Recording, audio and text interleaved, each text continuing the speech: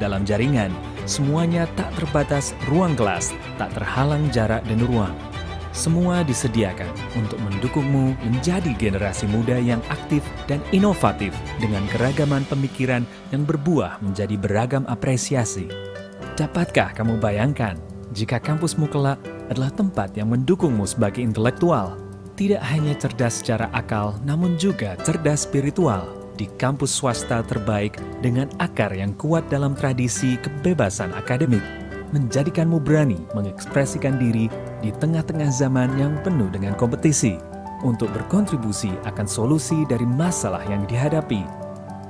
Para sivitas akademika serta lebih dari 107.000 alumni pun telah membuktikan diri menjadi insan ulil albab yang mampu mengintegrasikan ilmu pengetahuan dan ajaran Islam dalam menebar kebermanfaatan di bermacam rumpun keilmuan. Dapatkah kamu bayangkan?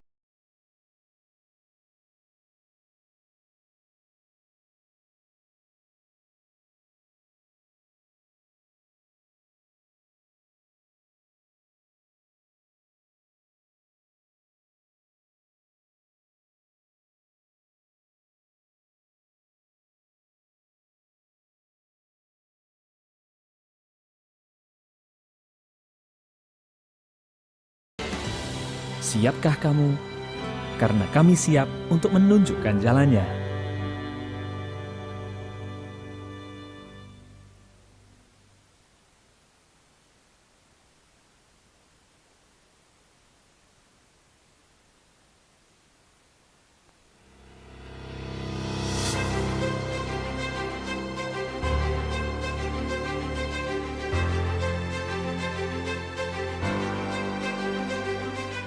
Selamat datang. Dapatkah kamu bayangkan, kampus pionir pendidikan tinggi di Indonesia ini adalah kampusmu di masa depan. Kampus Islami yang terbuka bagi setiap warga negara, tempatmu belajar akan arti indahnya kebersamaan di tengah-tengah keragaman, tanpa harus melupakan arti penting ketaatan pada nilai-nilai keislaman. Dapatkah kamu bayangkan mengecap pengalaman global di kampus mondial dengan beragam rekognisi internasional di program studi dengan akreditasi dan sertifikasi dari berbagai negara seperti Jepang, Korea, Inggris, hingga Amerika.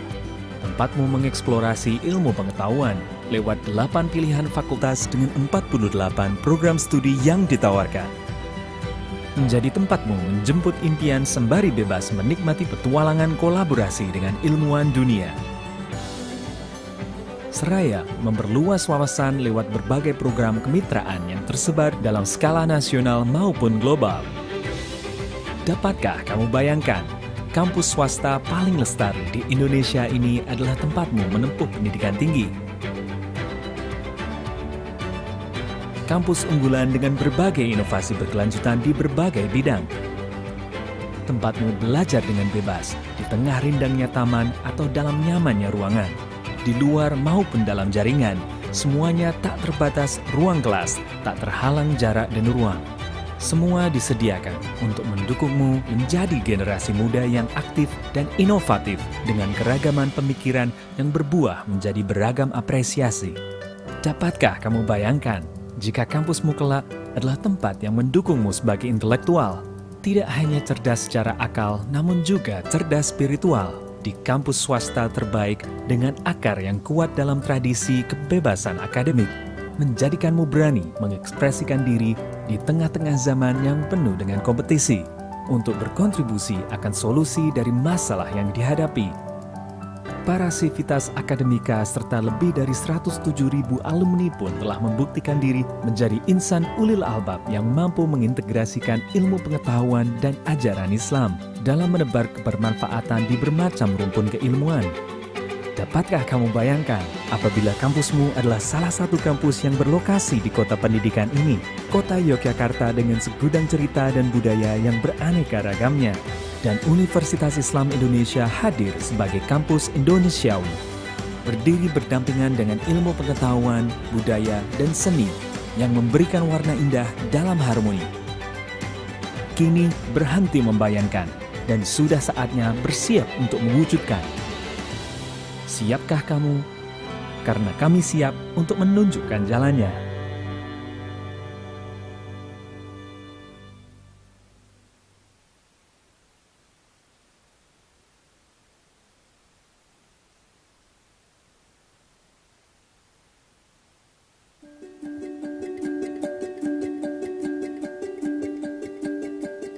Di program studi Magister Akuntansi, kami memberikan mata kuliah keilmuan bidang akuntansi, seperti teori akuntansi, akuntansi manajemen, sistem pengendalian manajemen, dan seterusnya. Yang kedua adalah kami juga menawarkan 4 konsentrasi, yaitu perpajakan, akuntansi syariah, audit forensik, dan akuntansi pemerintahan. Dan kemudian yang ketiga adalah bahwa di program studi Magister Akuntansi kami juga membekali mahasiswa dengan aktivitas-aktivitas yang bisa menunjang suasana akademik, yaitu misalnya ada workshop untuk soft skill, kemudian juga kunjungan ke perusahaan. Diharapkan dengan aktivitas tersebut kemudian mahasiswa juga mempunyai wawasan yang lebih. Program studi Magister Akuntansi UII kami sudah terakreditasi unggul oleh Badan Akreditasi Nasional Perguruan Tinggi. Kami juga mempunyai kerjasama dengan universitas mitra, baik di dalam negeri maupun di luar negeri. Salah satunya adalah dengan University of Western Australia di Perth. Mahasiswa yang mengikuti program dengan University of Western Australia ini bisa mendapatkan gelar ganda, sehingga mendapatkan gelar Master of Professional Accountant dari UWA, kemudian mendapatkan Magister Akuntansi dari UII. Ada sertifikasi yang kami tawarkan juga untuk mahasiswa, yaitu sertifikasi dalam bidang audit forensik. Ini akan menjadi bekal untuk mahasiswa dan menjadi keunggulan untuk mahasiswa. Berdasarkan konsentrasi yang kami tawarkan, maka ada 4 profil lulusan program studi Magister Akuntansi. Yang pertama adalah akuntansi pemerintahan, sehingga lulusan dari mahasiswa yang berkonsentrasi dalam bidang akuntansi pemerintahan akan bisa bekerja di lembaga-lembaga pemerintahan. Kemudian yang kedua adalah akuntansi syariah. Lulusannya bisa bekerja di lembaga keuangan syariah. Kemudian yang ketiga adalah perpajakan. Lulusannya kemudian bisa bekerja di perusahaan ataupun juga sebagai konsultan perpajakan. Dan yang keempat adalah audit forensik. Lulusan audit forensik jika juga dilengkapi dengan sertifikasi audit forensik, ini akan menjadi bekal yang luar biasa untuk lulusan bekerja di perusahaan maupun di pemerintahan. Di program studi Magister Akuntansi, selain diajar oleh dosen-dosen yang kompeten dan juga sebagian besar dosen juga tersertifikasi, mahasiswa juga mendapatkan kesempatan untuk diajar oleh para praktisi yang juga sangat kompeten. Sehingga dengan bekal keilmuan yang kuat, ditunjang oleh wawasan praktek yang juga luas, ini akan menjadi lulusan yang bisa diterima oleh dunia kerja dengan baik. Program studi Magister Akuntansi FPUII adalah salah satu dari sedikit Magister Akuntansi yang terakreditasi unggul oleh BANPT. Yang kedua adalah dengan kesempatan kerjasama dengan universitas mitra, baik di dalam maupun di luar negeri, ini akan memberikan kesempatan yang luar biasa untuk mahasiswa. Kemudian yang lain adalah di program studi Magister Akuntansi, kami menyiapkan kurikulum dengan sangat serius dan juga disesuaikan dengan perkembangan dan juga kebutuhan dari dunia kerja. Dan ini terbukti bahwa lulusan kami ini sudah diterima dengan baik di lembaga pemerintahan, di sektor swasta maupun juga bisa bekerja mandiri sebagai konsultan.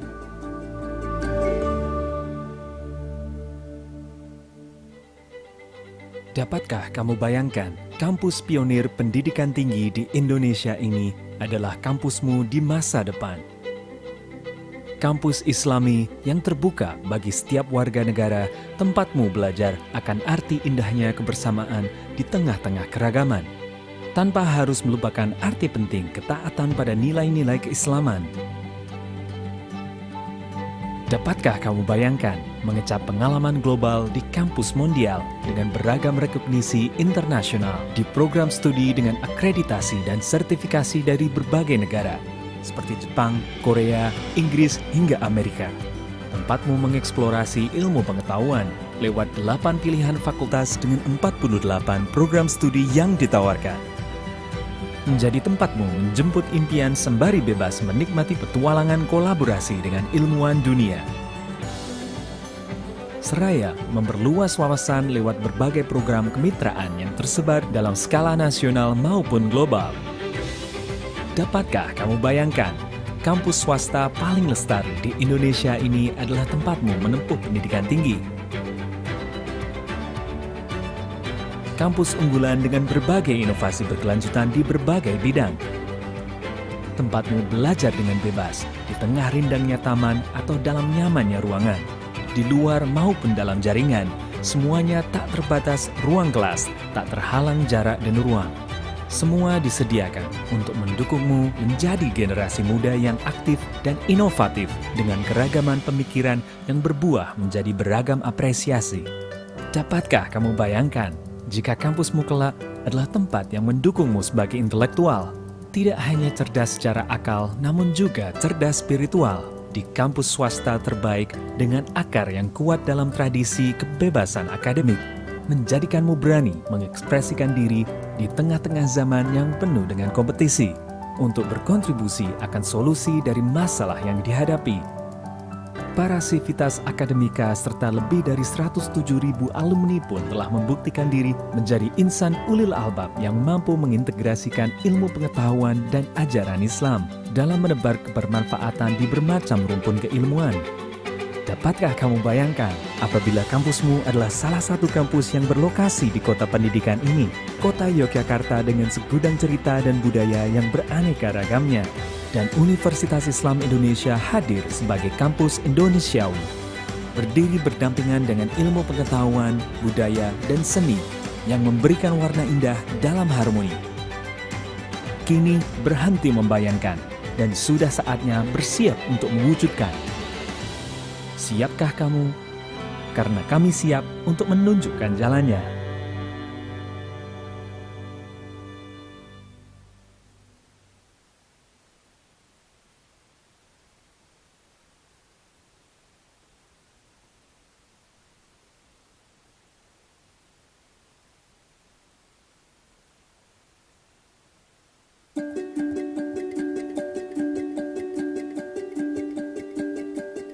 Di program studi Magister Akuntansi, kami memberikan mata kuliah keilmuan bidang akuntansi, seperti teori akuntansi, akuntansi manajemen, sistem pengendalian manajemen, dan seterusnya. Yang kedua adalah kami juga menawarkan 4 konsentrasi, yaitu perpajakan, akuntansi syariah, audit forensik, dan akuntansi pemerintahan. Dan kemudian yang ketiga adalah bahwa di program studi Magister Akuntansi kami juga membekali mahasiswa dengan aktivitas-aktivitas yang bisa menunjang suasana akademik, yaitu misalnya ada workshop-workshop untuk soft skill, kemudian juga kunjungan ke perusahaan. Diharapkan dengan aktivitas tersebut kemudian mahasiswa juga mempunyai wawasan yang lebih. Program studi Magister Akuntansi UII kami sudah terakreditasi unggul oleh Badan Akreditasi Nasional Perguruan Tinggi. Kami juga mempunyai kerjasama dengan universitas mitra, baik di dalam negeri maupun di luar negeri. Salah satunya adalah dengan University of Western Australia di Perth. Mahasiswa yang mengikuti program dengan University of Western Australia ini bisa mendapatkan gelar ganda, sehingga mendapatkan gelar Master of Professional Accountant dari UWA, kemudian mendapatkan Magister Akuntansi dari UII. Ada sertifikasi yang kami tawarkan juga untuk mahasiswa, yaitu sertifikasi dalam bidang audit forensik. Ini akan menjadi bekal untuk mahasiswa dan menjadi keunggulan untuk mahasiswa. Berdasarkan konsentrasi yang kami tawarkan, maka ada 4 profil lulusan program studi Magister Akuntansi. Yang pertama adalah akuntansi pemerintahan, sehingga lulusan dari mahasiswa yang berkonsentrasi dalam bidang akuntansi pemerintahan akan bisa bekerja di lembaga-lembaga pemerintahan. Kemudian yang kedua adalah akuntansi syariah. Lulusannya bisa bekerja di lembaga keuangan syariah. Kemudian yang ketiga adalah perpajakan. Lulusannya kemudian bisa bekerja di perusahaan ataupun juga sebagai konsultan perpajakan. Dan yang keempat adalah audit forensik. Lulusan audit forensik jika juga dilengkapi dengan sertifikasi audit forensik, ini akan menjadi bekal yang luar biasa untuk lulusan bekerja di perusahaan maupun di pemerintahan. Di program studi Magister Akuntansi, selain diajar oleh dosen-dosen yang kompeten dan juga sebagian besar dosen juga tersertifikasi, mahasiswa juga mendapatkan kesempatan untuk diajar oleh para praktisi yang juga sangat kompeten. Sehingga dengan bekal keilmuan yang kuat, ditunjang oleh wawasan praktek yang juga luas, ini akan menjadi lulusan yang bisa diterima oleh dunia kerja dengan baik. Program studi Magister Akuntansi FPUII adalah salah satu dari sedikit Magister Akuntansi yang terakreditasi unggul oleh BANPT. Yang kedua adalah dengan kesempatan kerjasama dengan universitas mitra, baik di dalam maupun di luar negeri, ini akan memberikan kesempatan yang luar biasa untuk mahasiswa. Kemudian yang lain adalah di program studi Magister Akuntansi, kami menyiapkan kurikulum dengan sangat serius dan juga disesuaikan dengan perkembangan dan juga kebutuhan dari dunia kerja. Dan ini terbukti bahwa lulusan kami ini sudah diterima dengan baik di lembaga pemerintahan, di sektor swasta maupun juga bisa bekerja mandiri sebagai konsultan.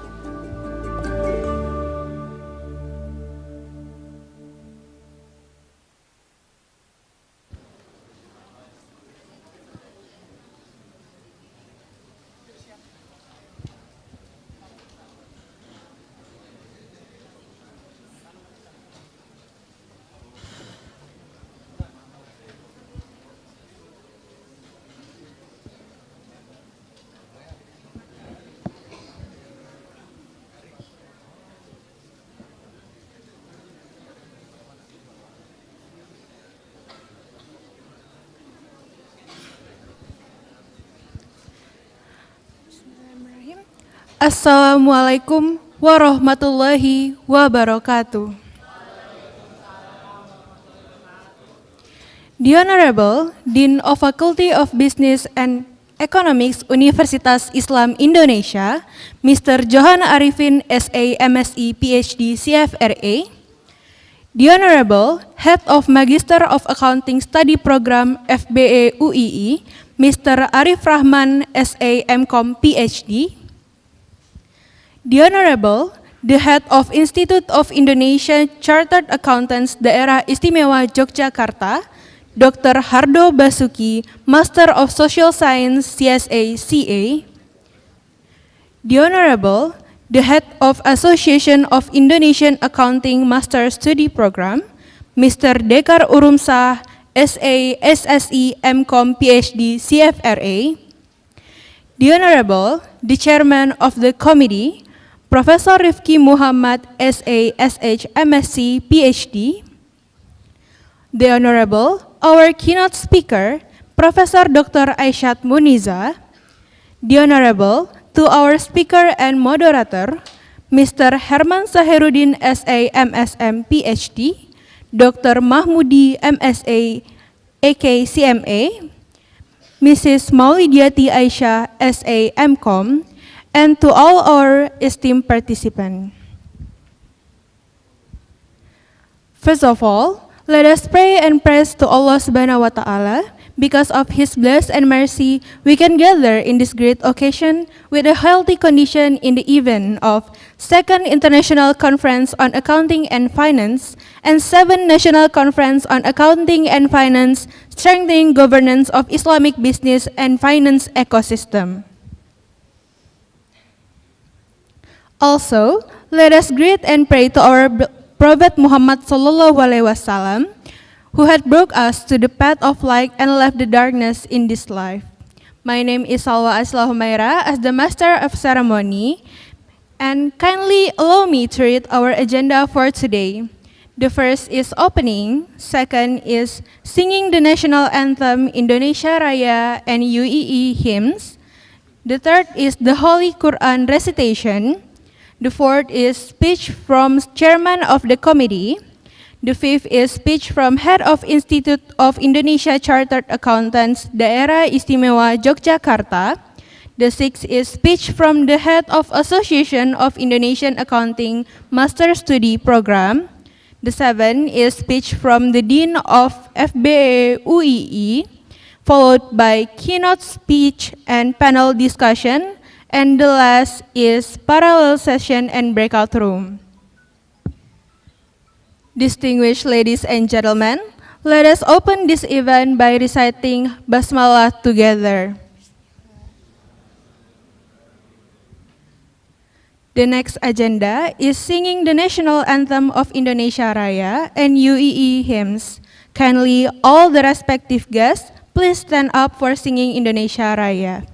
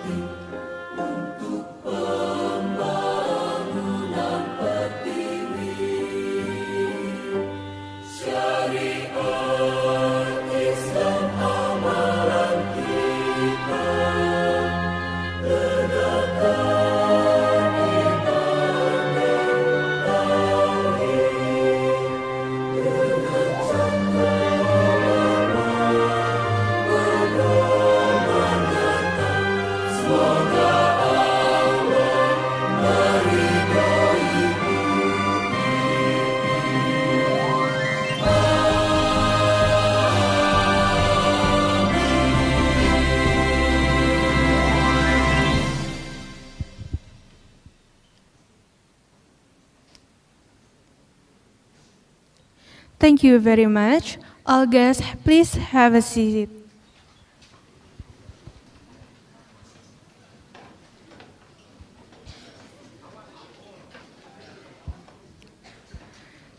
Step on to the following agenda is reciting the Holy Quran, which will be recited by Ms. Putri Dwi Sofira, student of Accounting International Program. To Ms. Putri, the time is yours.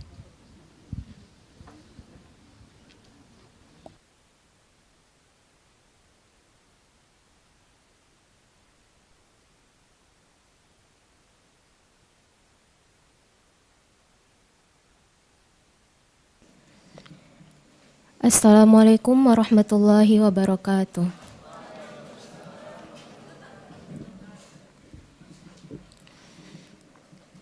A'udzu billahi minasy syaithanir rajim.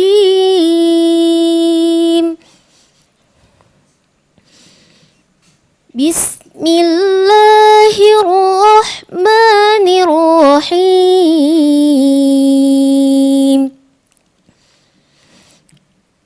Huwallahu alladzi la ilaha illahu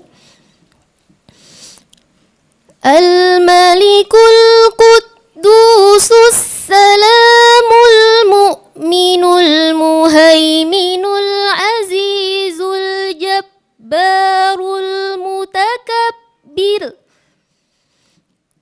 Subhanallahi amma yushrikun.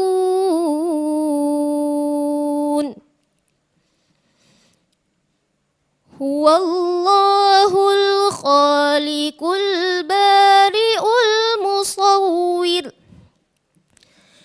Al-khaliqul musawwiru lahul asma'ul husna.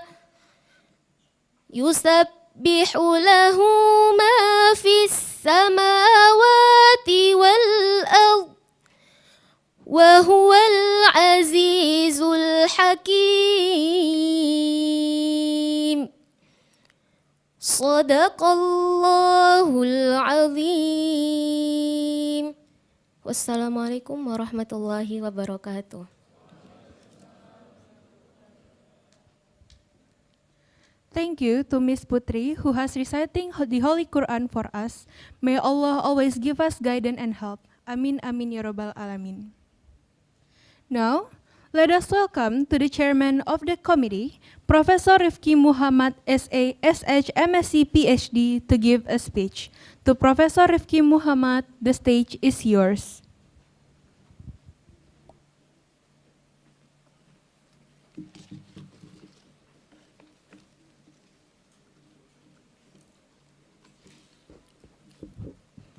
Bismillahirrahmanirrahim. Assalamualaikum warahmatullahi wabarakatuh.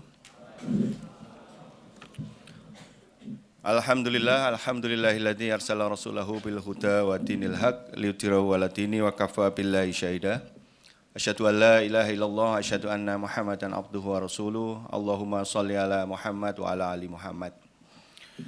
The Honorable, the Dean of Faculty of Business and Economics, Associate Professor Dr. Johan Arifin, the Honorable, the Director of Research Group of Indonesian Deposit Insurance, LPS, also the speakers, Bapak Herman Sahiruddin SA MSM PhD, and on behalf of the Chairman of APSAI, Associate Professor Dr. Dekar Urunsah, the Honorable, the Head of Master Program in Accounting, Dr. Arif Rahman, and the Honorable, the Professor Dr. Aisat Munisa from Incaf University as the keynote speaker of this seminar, the Honorable Associate Professor Dr. Mahmudi as the speaker from Faculty of Business and Economics, Universitas Islam Indonesia, and the co-host, the sponsor, and all invited guests.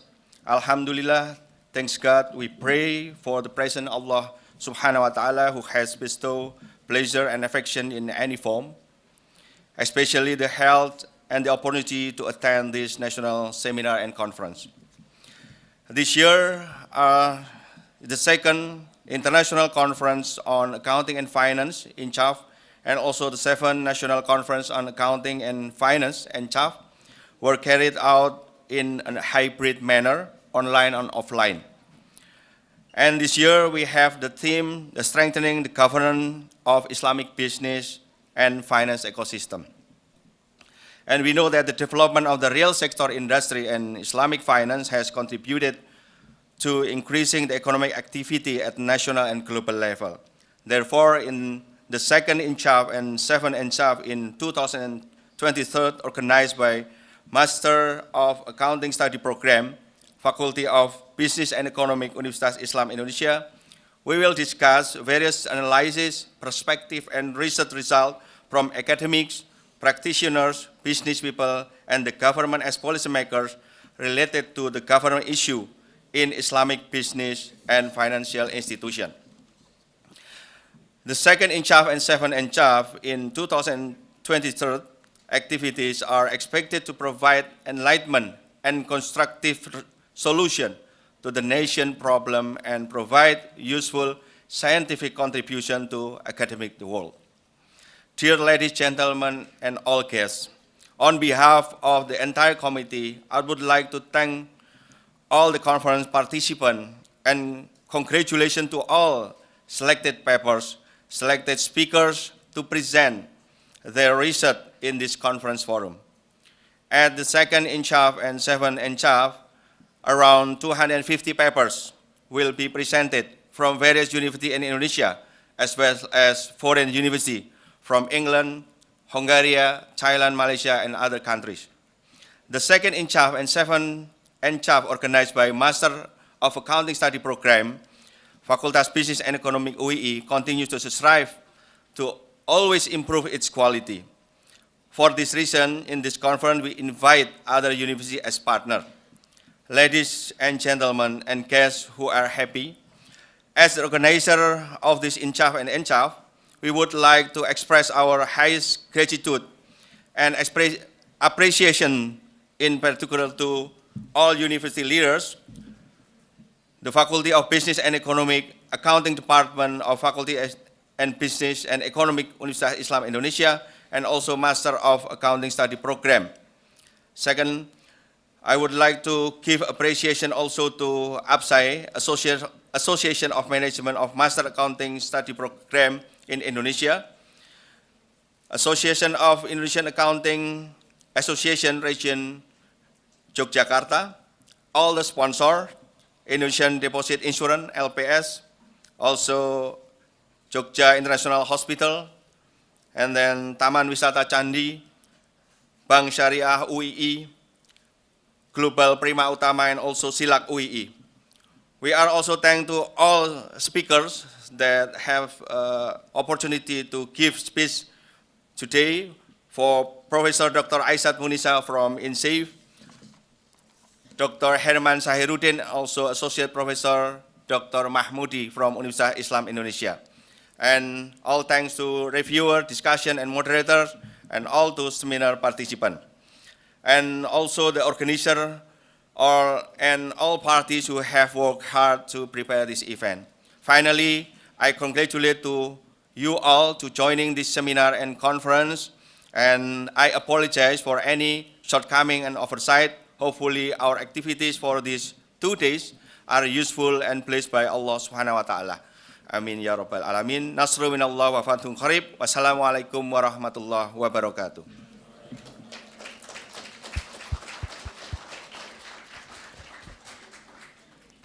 Thank you to Professor Rifki Muhammad. Next, please welcome to the head of Institute of Indonesian Chartered Accountants Daerah Istimewa Yogyakarta, Dr. Hardo Basuki, Master of Social Science, CSA CA, to give a speech. To Dr. Hardo Basuki, the stage is yours.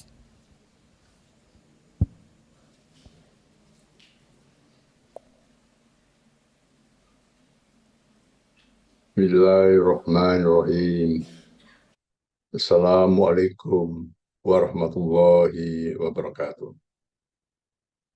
Honorable Dean of Faculty of Business and Economics, Universitas Islam Indonesia, Yogyakarta, Mr. Johan Arifin, PhD, Honorable Chairman of Organizing Committee, Universitas Islam Indonesia, Professor Rifki Muhammad, PhD, Honorable Chairman of the Association of Magister Accounting Program of Indonesia, Professor Dr. Abdul Halim, Honorable Speaker, Professor Dr. Aisyah Muniza, Incaf University, Malaysia, Honorable Speaker, Mr. Herman Zahiruddin, PhD, Director of Research Group, Lembaga Penjaminan Simpanan, Honorable Speaker, Dr. Mahmudi, Universitas Islam Indonesia, Honorable Moderator, Mrs. Maulidiati Aisyah, Master of Commerce, Universitas Islam Indonesia, distinguished guests, ladies and gentlemen. First of all, it is my great pleasure and honor to welcome you all at the opening ceremony of the second International Conference on Accounting and Finance, and at the same time, 7th National Conference on Accounting and Finance held by the Faculty of Business and Economics, Universitas Islam Indonesia, Yogyakarta. Secondly, on behalf of the Institute of Indonesia Chartered Accountant, District of Yogyakarta, to give a special thanks and appreciation to the Faculty of Business and Economics, Universitas Islam Indonesia, Yogyakarta, who initiated and organized this seminar with the theme Strengthening Governance of Islamic Business and Finance Ecosystem. Distinguished guests, ladies and gentlemen, in an era defined by rapid globalization and technological advancement, the Islamic business and finance sector holds a significant position, offering a unique ethical principle and innovative financial solution. Ensuring the robust governance of this ecosystem is paramount. It not only fosters trust among stakeholders, but also paves the way for sustainable growth and development. We recognize that the principle of transparency, accountability, and ethical conduct lie at the heart of Islamic finance. This principle not only aligns with our religious belief, but also resonates with global demand for responsible and sustainable business practices. Today, as we delve into discussion about strengthening governance, let us consider collaboration as key driver. Collaboration between businesses, regulatory bodies, scholars, and communities can create synergy that propels the Islamic business and finance sectors forward. By sharing knowledge, best practices, and experiences, we can collectively address challenges and seize opportunities. Moreover, embracing technological innovation is vital in enhancing governance.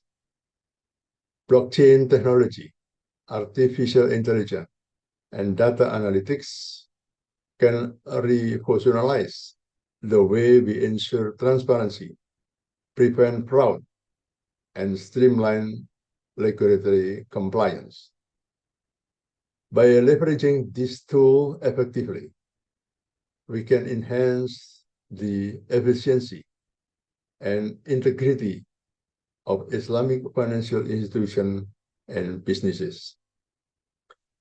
Educational initiatives also play a crucial role.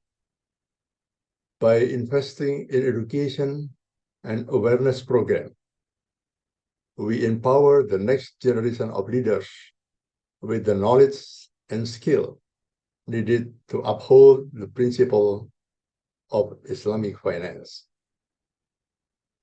Knowledge dissemination fosters a culture of ethical business conduct, laying a foundation for resilient and responsible ecosystem. Strengthening governance of Islamic business and finance ecosystem is not just a theme, but commitment to shaping future where Islamic finance stands as a beacon of integrity and reliability. Finally, I wish the seminar to be successful and hope all of you have a fruitful day, obtain valuable insight, and exchange knowledge through interesting and stimulating discussion. Moreover, I duly appreciate and would like to sincerely thank all of those who are involved and participated in this special opportunity. I wish all the best and may Allah bless all of us. Thank you very much. Wabillahi taufiq wa hidayah. Assalamualaikum warahmatullahi wabarakatuh.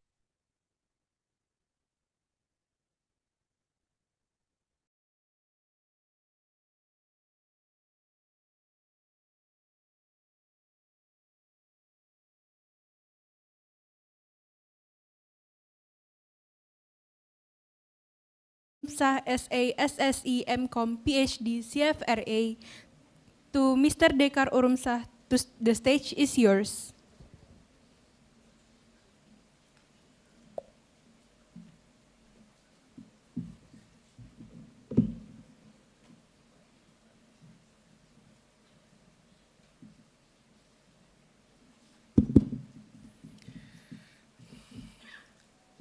Assalamualaikum warahmatullahi wabarakatuh. Alhamdulillahirabbil alamin wassalatu wassalamu ala asrofil anbiya'i wal mursalin wa ala alihi wa sahbihi ajmain amma ba'du. Rabbi shrah li sadri wa yassir li amri wahlul 'uqdatam min lisani yafqahu qawli. The Honorable Dean of the Faculty of Business and Economics Universitas Islam Indonesia, Bapak Dr. Johan Arifin, the Honorable, the Chairman of Committee, the second of Incaf and seven Ncaf, Bapak Profesor Dr. Rifki Muhammad, the Honorable Head of Study Program Magister Akuntansi, Master of Accounting, Bapak Dr. Arif Rahman, the Honorable, the Regional Head of Indonesian Institute Chartered Accountant District Yogyakarta, Bapak Dr. Hardo Basuki, the Honorable, the keynote speaker, Professor Dr. Aisyat Muniza from Incaf University, Malaysia, the Honorable, the first speaker, Bapak Dr. Herman Sairudin, from Director of the Deposit Insurance Corporation Research Group, LPS Indonesia, the Honorable, the second speaker, my colleague, Bapak Dr. Mahmudi from Accounting Department, and the Honorable the moderator of the seminar, Ibu Maulidia Wati Aisyah, Master of Commerce from UI. Very warm greeting for all the participants and the audience here for this seminar. Good morning. First of all, let us give thanks to God for His grace that we can gather at the event in good health. Also, let's deliver salawat and salam to our Prophet Muhammad Sallallahu Alaihi Wasallam, who has brought us from the darkness to the brightness. Then I give thanks to the MC, who has given me chance to speak here. I am here actually represent Professor Abdul Halim, as the head of Association of Indonesia Accounting Master Study Program. He cannot join with us this morning. He sent warm greetings to all the participants and the audience of this seminar. Allow me to introduce, as the MC say, my name is Dekar Urumsah. Actually, I am as head of accounting department in this campus. On this occasion, firstly, I would like to say thank you very much to the Faculty of Business and Economics, Universitas Islam Indonesia, including study program of master degree, that have been opportunity for deliver remark speech.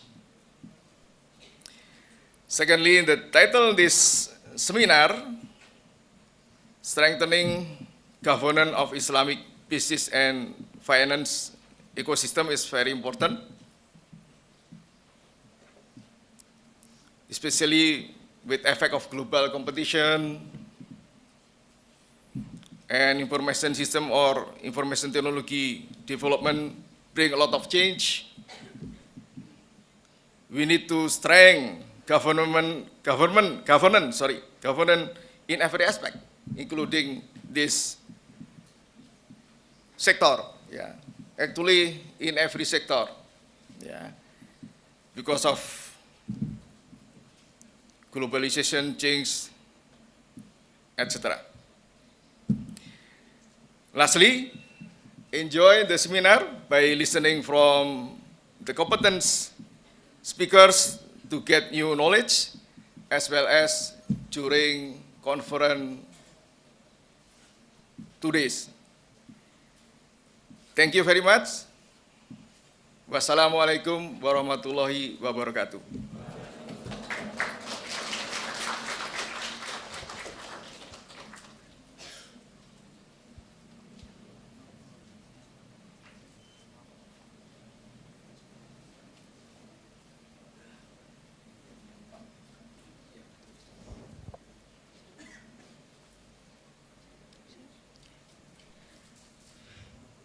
Thank you to Mr. Dekar Urumsah.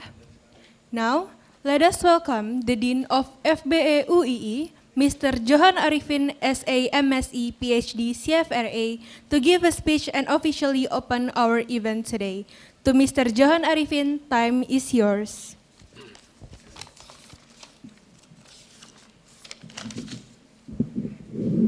Bismillahirrahmanirrahim. Assalamualaikum warahmatullahi wabarakatuh. Alhamdulillahirrabbilalamin. Wassalatu wassalamu ala asrofil anbiya wal mursalin wa ala alihi wa sahbihi ajma'in ma ba'du. The Honorable the Vice Dean of Business and Economics Faculty Here I see Dr. Abdul Muin, and then Head and Secretary of Accounting Department of Faculty of Business and Economics, Bapak Dr. Dekar Ulumsah, and then the Head and Secretary of all Accounting Study Programs. Here I see Prof. Rifki Muhammad, and then Dr. Arif Rahman. Who else? And yeah. Oh, and Ibu Mauli Dati Aisyah. Yeah. Thank you very much. And then Chair of the Conference Committee, Prof. Rifki Muhammad. Chairman of Indonesian Accounting Association Chapter DIY, Dr. Hardo Basuki. And then Chairman of the Indonesian Accounting Master Study Program Association, or APSAI, Bapak Profesor Abdul Halim, that currently represented by Bapak Dr. Dekar Ulumsah. All speakers, Professor Dr. Aisyah Muniz from Incaf, University of Malaysia, and then Bapak Herman Sahiruddin PhD, the Director of Research Group of Lembaga Penjaminan Simpanan. Thank you very much for coming, Pak Herman. And then Dr. Mahmudi, yeah, thank you very much, Pak Mahmudi, yeah, as speakers from Universitas Islam Indonesia. And then the moderator, Ms. Maulidati Aisyah from Accounting Department. And all happy participants. First of all, let us give thanks for the presence of Allah Subhanahu wa Ta'ala, who has blessed all of us, both health and blessed age, so that this morning we can participate in this event.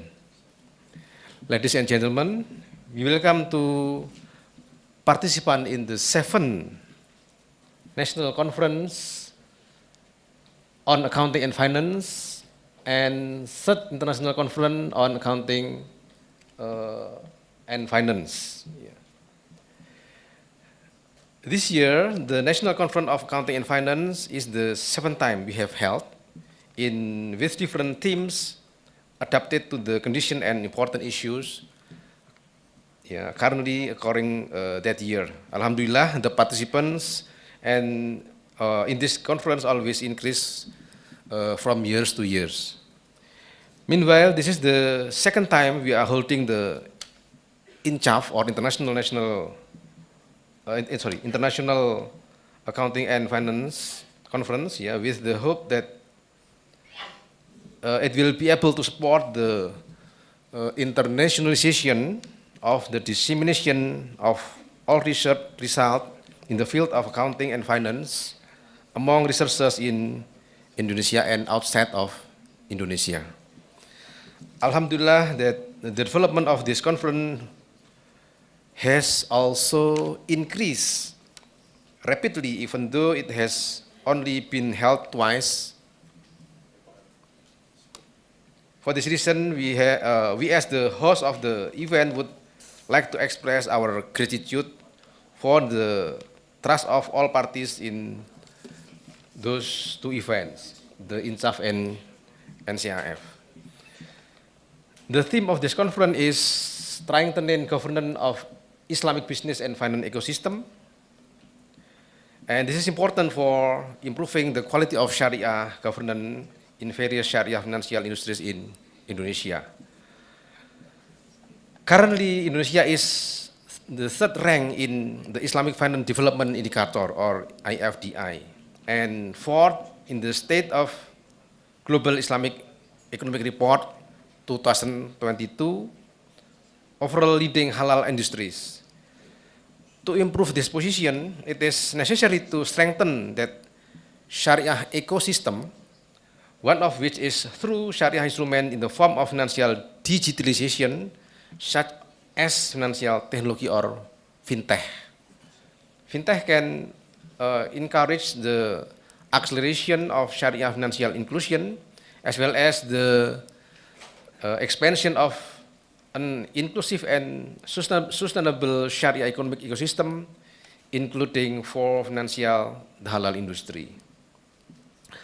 Apart from that, there are several points that can be done, including increasing collaboration and cooperation between stakeholders in integrating Sharia service industries such as fintech services. And then the second, develop innovation that accommodate the needs of micro, small, and medium enterprises in the halal industry. And then ensure increased literacy and education for micro, small, and medium enterprises in the halal industry about the benefit of the Sharia service industry. And then fourth, expanding Sharia services industry such as fintech services in the global market. The hope is that all parties can continue to encourage the strengthening of the digital-based Sharia ecosystem, as well as the development of progress in the halal industry, thereby making a real contribution to the welfare of society. Finally, we hope that this event will run according to our expectation. The discussion will be carried out successfully and get effective result. In addition, we would like to express to our thanks to all parties, including the speakers, all speakers, the moderator, reviewers, co-hosts, all committee members, and all participants. If there are any deficiencies or error in the implementation of this event, we apologize profusely. Thank you so much. Don't forget to be happy and have a good day. Thank you. Assalamualaikum warahmatullahi wabarakatuh.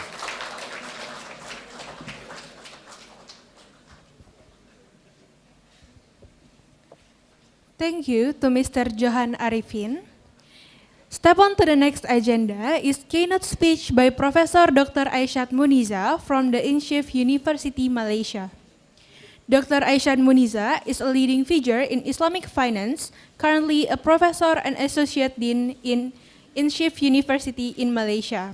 She held groundbreaking role as the first female deputy minister of Islamic Affairs and later Finance and Treasury in the Maldives. With extensive experience in governmental and advisory position, she has shaped Islamic finance policies and institutions in the Maldives and beyond. Dr. Muniza's expertise spans from chairing Sharia Advisory Council to serving on boards for prominent Islamic finance entities like CIMB Islamic and Munich Re. She is also actively involved in accounting and auditing organization for Islamic financial institutions, contributing to the industry standard and practice. Additionally, she holds an elected executive membership on the Bar Council of Maldives, showcasing her diverse engagement across legal and financial domains. To Professor Dr. Aisyad Muniza, the time is yours.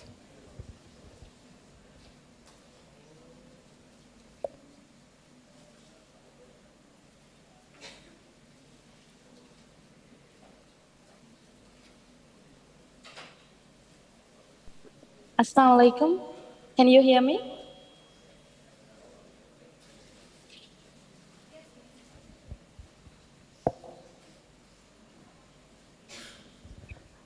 Please open your camera. I'm having an issue with the camera right now, but can you please share my slides?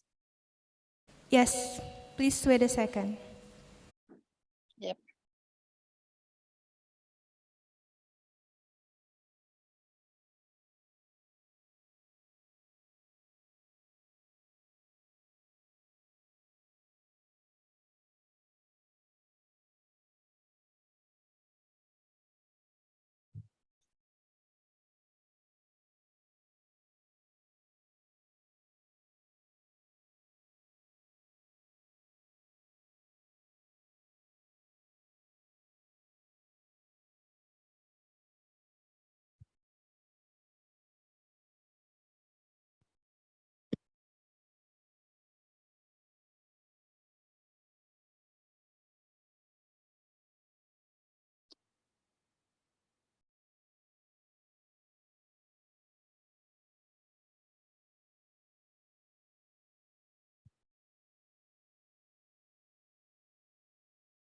I will start meanwhile.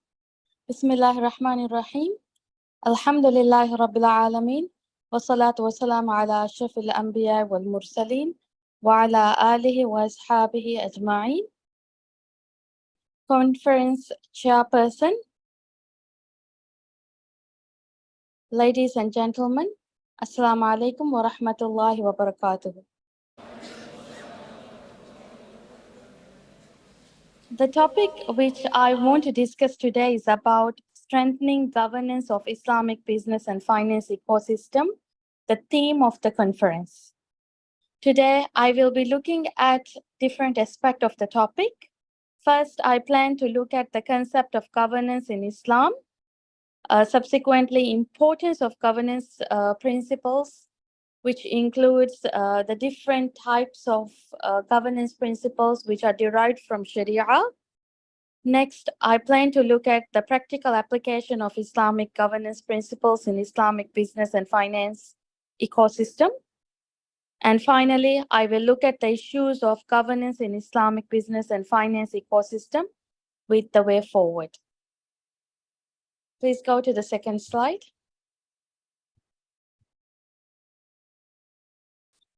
Now, first, let's look at the concept of governance in Islam. Now, third slide, please.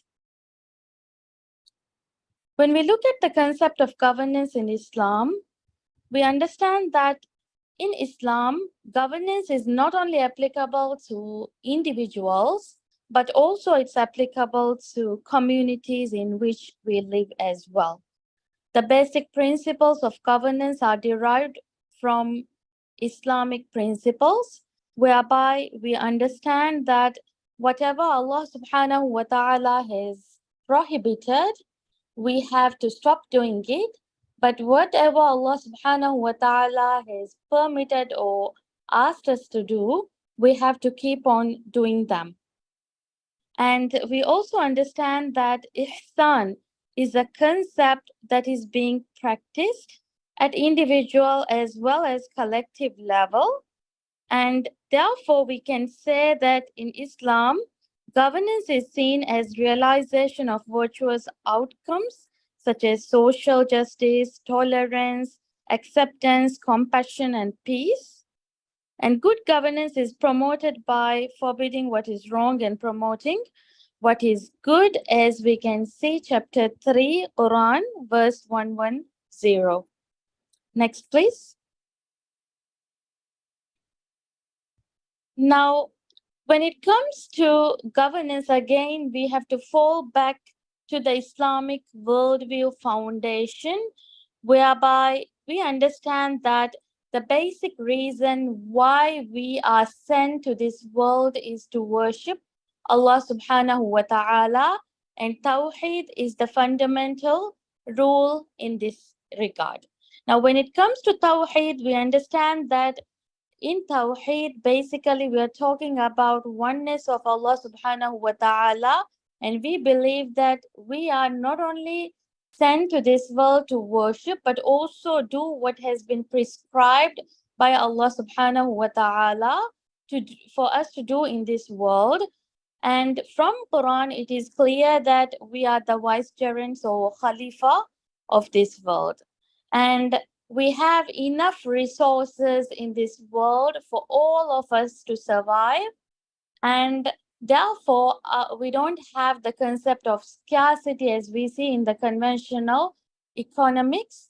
But what we do have is conservation and management of resources in the most effective manner, so that we can use it in a sustainable manner. So we understand that Islam encourages the principles of circular economy rather than we engage in a triangular economy where wastage of resources is too much. Now, there is another principle in Islam that we have to emphasize as well, that is the accountability concept in Islam.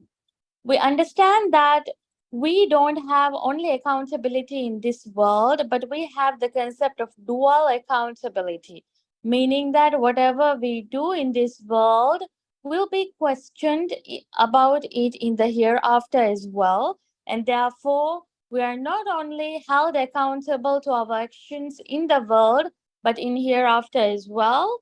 Therefore, we need to ensure that we follow what Allah subhanahu wa ta'ala has prescribed in the manner which we see it without bringing any changes to it.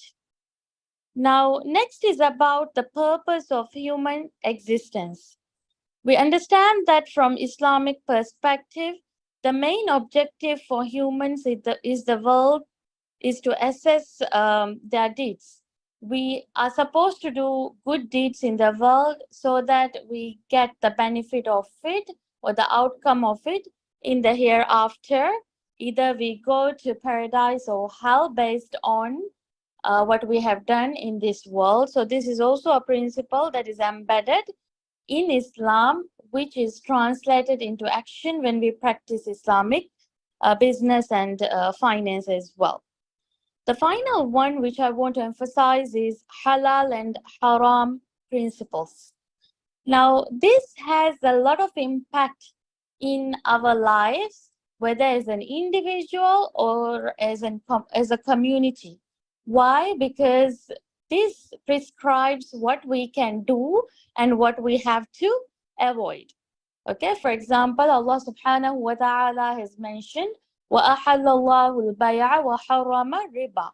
So from this verse alone, we understand that in muamalat matters, we cannot use riba. Rather, we have to engage in economic activities like trade. Okay, so these are the fundamental principles that could be derived from Islamic worldview that we have to understand when dealing with Islamic business and finance. Next, please. Now let's look at the important governance principles. Now these governance principles are taken from Quran or Sunnah, and these governance principles are supposed to be the keystone of Islamic governance principles, whether we apply for our daily lives, for public affairs, or for economic affairs. We have to ensure that these governance principles are there in line with whatever we do. So number one is transparency. So from Quran chapter 11 verse 5, chapter 367, we understand that transparency is very, very important when it comes to governance in Islam. And we also know that transparency has dual layers, which simply means that it is not only in this world we have to be transparent, but in hereafter also we need to practice transparency so that our actions are aligned with Allah subhanahu wa ta'ala has prescribed the way to do it. So when it comes to transparency, it is important to be not opaque in whatever we do. We have to practice good management. We have to ensure that the information asymmetry is not there and the same information is being conveyed to every stakeholder involved in a transaction. And one of the practical ways in which we practice transparency is, for example, through prudential audit or Sharia audit mechanisms. Next, please. The next principle, the second principle, is respect. We understand from Quran that we need to respect and honor all human beings, irrespective of their religion, color, race, sex, language, status, property, birth, profession, job, and so on and so forth. So if we look at the Quranic injunctions, we know that in Quran chapter 17 verse 70, chapter 4 verse 86 emphasize on this principle. So in Islamic financial institutions case, it is very important to have corporate discipline. We should not only respect those who are at decision-making level, but we have to also ensure that we respect all the stakeholders, whether the person is at senior management or below senior management level, or whether a person is a customer, or whether a person is a creditor, we have to give the same respect and we have to deal with integrity. And not only this, it's not only about giving respect to human beings that we have to practice, but to the society as well as to the environment, we have to respect. So this is something which we understand from the Islamic injunctions. We not only owe a duty of care to individuals, society, community, but also we have to consider the environment in doing so. Next, please. The third principle, which I want to emphasize today, is trust. If you look at Quran chapter 17, verse 34, it is said that fulfill your promises and commitments. So it's very important that in Islamic business and finance, even though you don't write all of your obligations, even promises you have to fulfill. Even if it is one-sided or a unilateral undertaking, you have to ensure that you fulfill what you promised in the way you have actually portrayed it. You cannot say that just because it's not an agreement, you don't want to fulfill it. So actually, whenever we talk about integrity, this is a very important principle we have to adhere. It is always said that when you want to engage in equity transactions, trust is the very important part. And sometimes, up until now, we keep wondering, why is that in Islamic business and finance, we see very less equity transactions occurring? The answer is we cannot trust each other so much. We have this doubt that what if the other party betrays? So if we follow this grand norm of trust embedded in Islamic teachings, definitely we will be trusting each other and we will be doing more equity-based transactions, reducing the number of debt transactions involved in the business. So I believe that this is something we need to practice, not only just merely give a lip service to it. Next, please.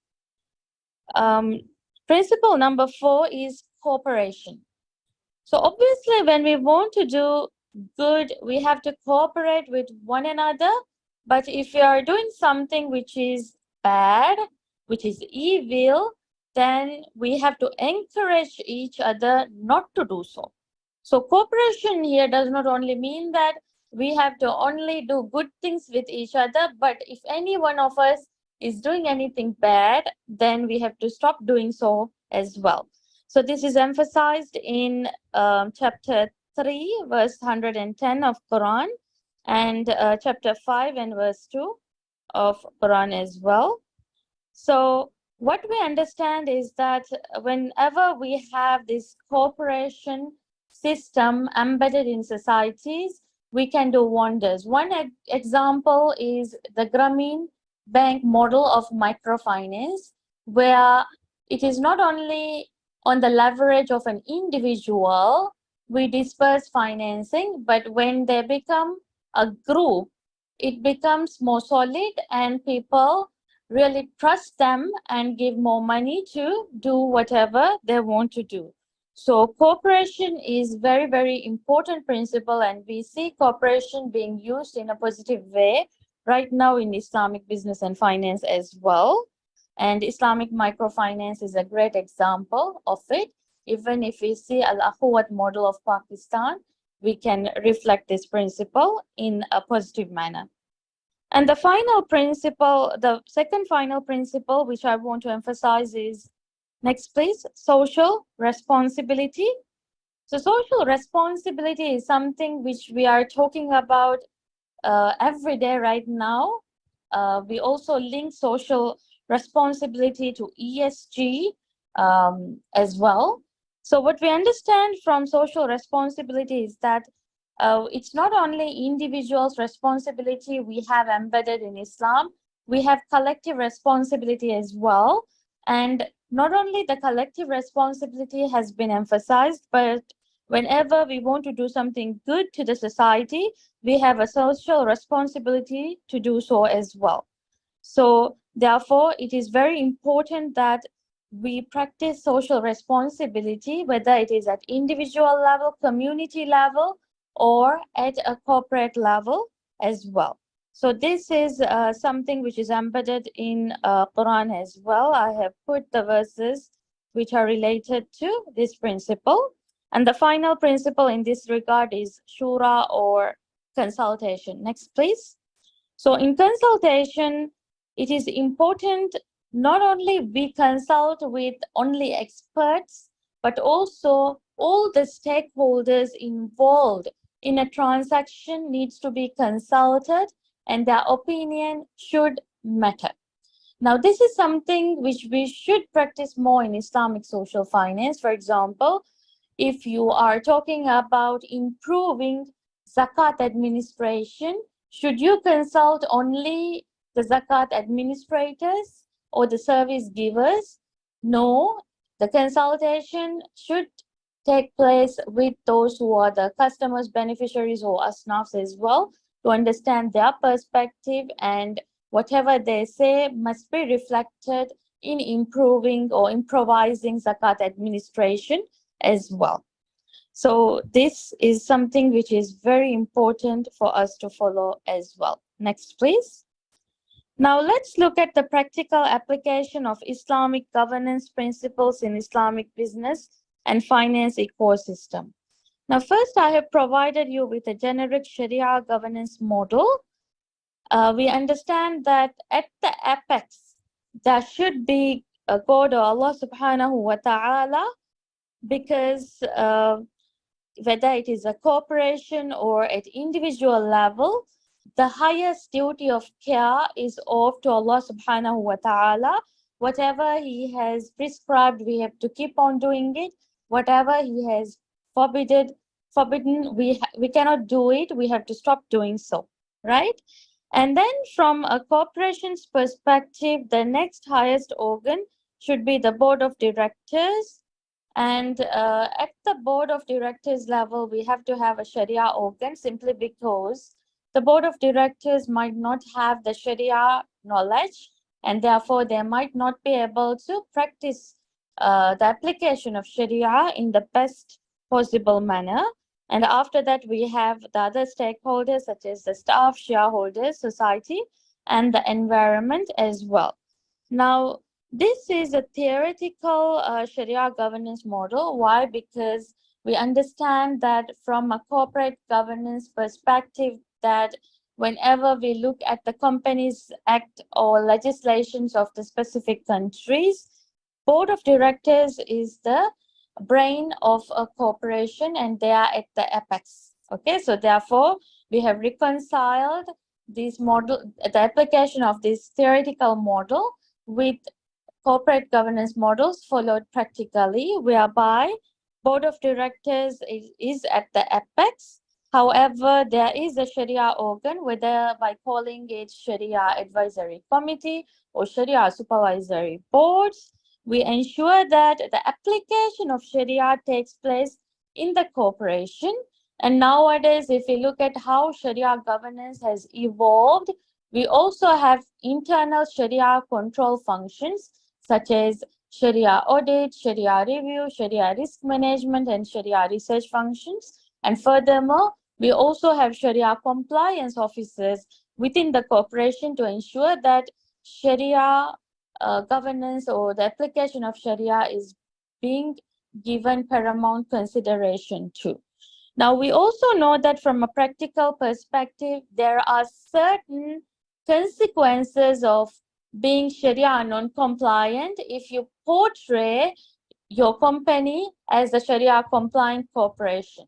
Now, what are the consequences that are faced? Number one, reputational risk, meaning that people will talk about your Sharia non-compliant events, and eventually no customers who believe in Islamic finance or Islamic principles will get services from the company or corporation, and finally, eventually, your reputation will be tarnished and you might have to go into liquidation as well.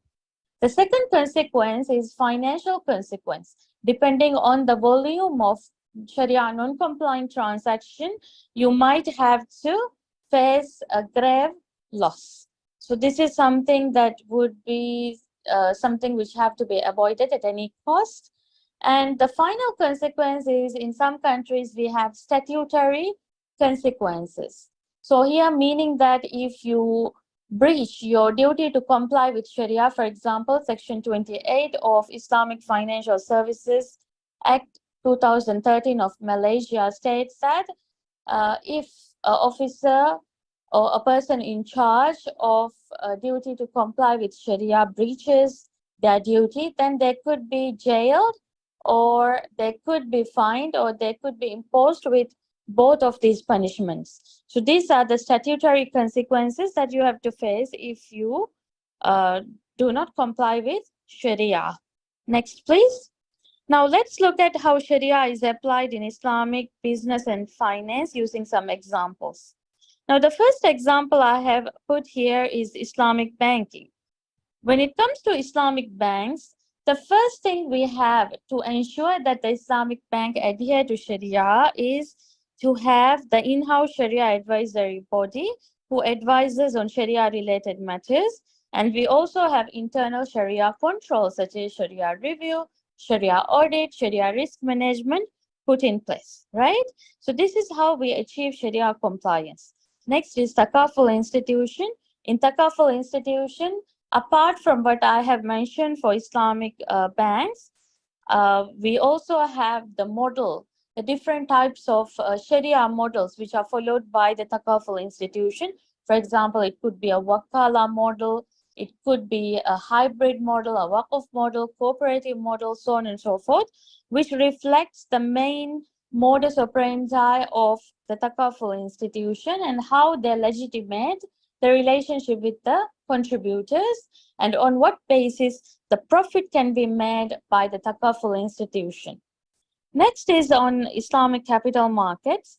Now, if a company goes to an IPO and wants to represent their shares as a Sharia compliant share or an equity offered, then definitely there is this concept of implementing Sharia screening to find out whether the stocks which a Muslim is investing is Sharia compliant or not. To find out that, we use Sharia screening. Okay. Next is Sukuk. So in Sukuk, we ensure that the Sukuk structures are Sharia compliant. How do we do that? We ensure that at the beginning, at the inception level of Sukuk, there is a Sharia advisor who advises about not only the Sukuk structure per se, but also the procedures involved in the Sukuk to ensure that whatever the Sukuk transaction that happens aligns with the Sharia principles. Okay, so this is how we try to apply Sharia in different aspects of Islamic business and finance. These are just some examples. Next.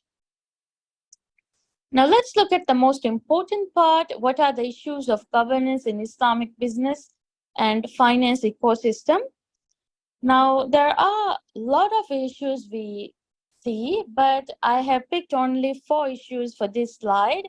One is lack of uniformity. The second one is lack of regulation and Sharia compliance versus Sharia-based approach, because right now we talk about how to achieve maqasidu Sharia in Islamic business and finance. And then we have lack of use of Hisba, the institution, whereby we see whether whatever we are doing aligns with what we have represented or not.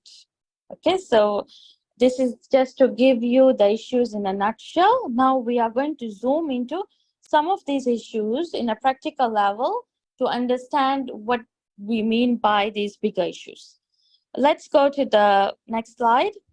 Okay, so the first issue in this regard, which I want to look at, is issues in aligning Islamic banking principles with effective corporate governance. Okay, so for instance, from a long time back, we were saying that in conventional finance or in conventional banking specifically, whenever a depositor put the money, whether for a current account or a fixed deposit account, or even a saving account, the relationship which they create with the bank is that of debtor-creditor relationship, whereby the creditor is the bank and the debtor is the depositor, and depositor gives a loan to the bank. And if in the case of saving bank and fixed deposit account, if there's any interest given, that interest will be considered as riba. So this we have changed in Islamic banking, whereby if it is a saving account or a fixed deposit account, instead of creating a debtor-creditor relationship based on qarad and riba, we create an equity relationship in some cases based on mudaraba, money management partnership. So in this instance, what type of duty of care do we owe to the participatory depositors, as we call them? So do we have enough procedures put in place to ensure that they get good information, as we call them participatory depositors? Now, we have to differentiate between the duty of care owed by an Islamic bank to a normal depositor who places the deposit based on qarad or loan, and those who are participatory depositors who are entering into an equity relationship with the bank itself. So this differentiation is very, very important. And up until now, we are unable to have a uniform solution to this problem. There are some instances, for example, if you look at Malaysia, we do have reports which talks about the performance of the Mularaba account, and that is being published quarterly, for example. But is it enough? That is the question. And should this be done in other jurisdictions as well? Or what are the ways in which this could be resolved? Or how do we hold the Islamic banks more accountable to these participatory depositors is the question we have. Okay, so there are some solutions which I have captured from different literatures here. Okay, so one of the solutions is to establish a regulatory mechanism, including Sharia supervisory boards and guarantee funds, to ensure the protection of participatory depositors, and also to create specific management committees like the Board Investment Committee and Governance Committee, which will actively manage and monitor participative investments. Obviously, this is done, but how do we make the banks accountable to the participatory depositors is the question that we need a uniform answer. Okay. Next issue is, please, next issue is insufficient governance, involvement, and transparency for takaful contributors in decision making, including in investment. So basically, this means that we understand that conventional insurance and takaful is very different. Why? Because in Islamic insurance or takaful, depending on the Sharia model we follow, for example, if we take a wakala model, the company gets the wakala fee, the takaful operator gets the wakala fee, and the rest of the money or the contribution paid by the contributor will go to the contributors fund. So this contributors fund belongs to the contributors. So in this case, whenever the takaful operator takes decision, they have to give paramount consideration to the wishes of the contributors. But how do we do it in a practical manner? In a practical manner, we understand that since takaful operators are companies, it is the board of takaful operators who takes the decision on behalf of the contributors. So in this case, how do we ensure that the contributors are heard at the board level? Now, in countries like Sudan, they put one of the members, one of the contributors on the board of the takaful operators, so that at least the contributors' perspective are being heard whenever investment decisions or critical decision making is done at the board level. So again, IOFI standards, they have this embedded in it, but when it comes to practice, there is no uniformity. Different countries practice in different manner, and there is no yardstick which says that if it's a takaful operator, this must be done. So I believe that this is the important governance principle that we should promote in takaful, so that the contributor's perspective is is at least reflected in the decision making of the takaful operator, whether it is investment or any other critical decision making. So to do this, obviously through AGM meetings, we can have we can select one representative from the contributors to be represented on the board of the takaful operator as their director. So this could be something which is done, and since this is done in some of the countries, there's no reason why we can't make it uniform as well. Next, please. Next issue is enhancing social responsibility in Islamic finance, bridging the S gap. So we understand that in ESG, environment is E, governance is G, and S is social. Now, one of the criticisms we face, whether it is conventional finance or Islamic finance, is that we focus more on environment and governance, but we somehow lacks more activity when it comes to social dimension. And therefore, it is very, very important that we focus on the social dimension as well. It is not only, for example, if we talk about sukuk, everybody is familiar with green sukuk. But what about the social sukuks? Indonesia, fortunately, we've seen the world's first blockchain-based sukuk, which is a social sukuk, where the proceeds raised was given to the betterment of microfinancial institutions. And we have also seen a number of cash linked sukuk being issued for social purposes as well. But what about the rest of the world? Even if we talk about sukuk, we rarely see sukuks which are being the nature of, which reflects the nature, social nature in it.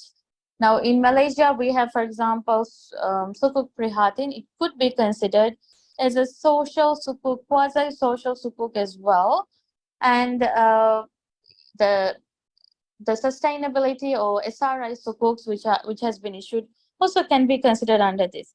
But we see very less activities when it comes to social dimension of ESG, and therefore it is very, very important that we come up with innovative solutions to ensure that social elements are fulfilled as well.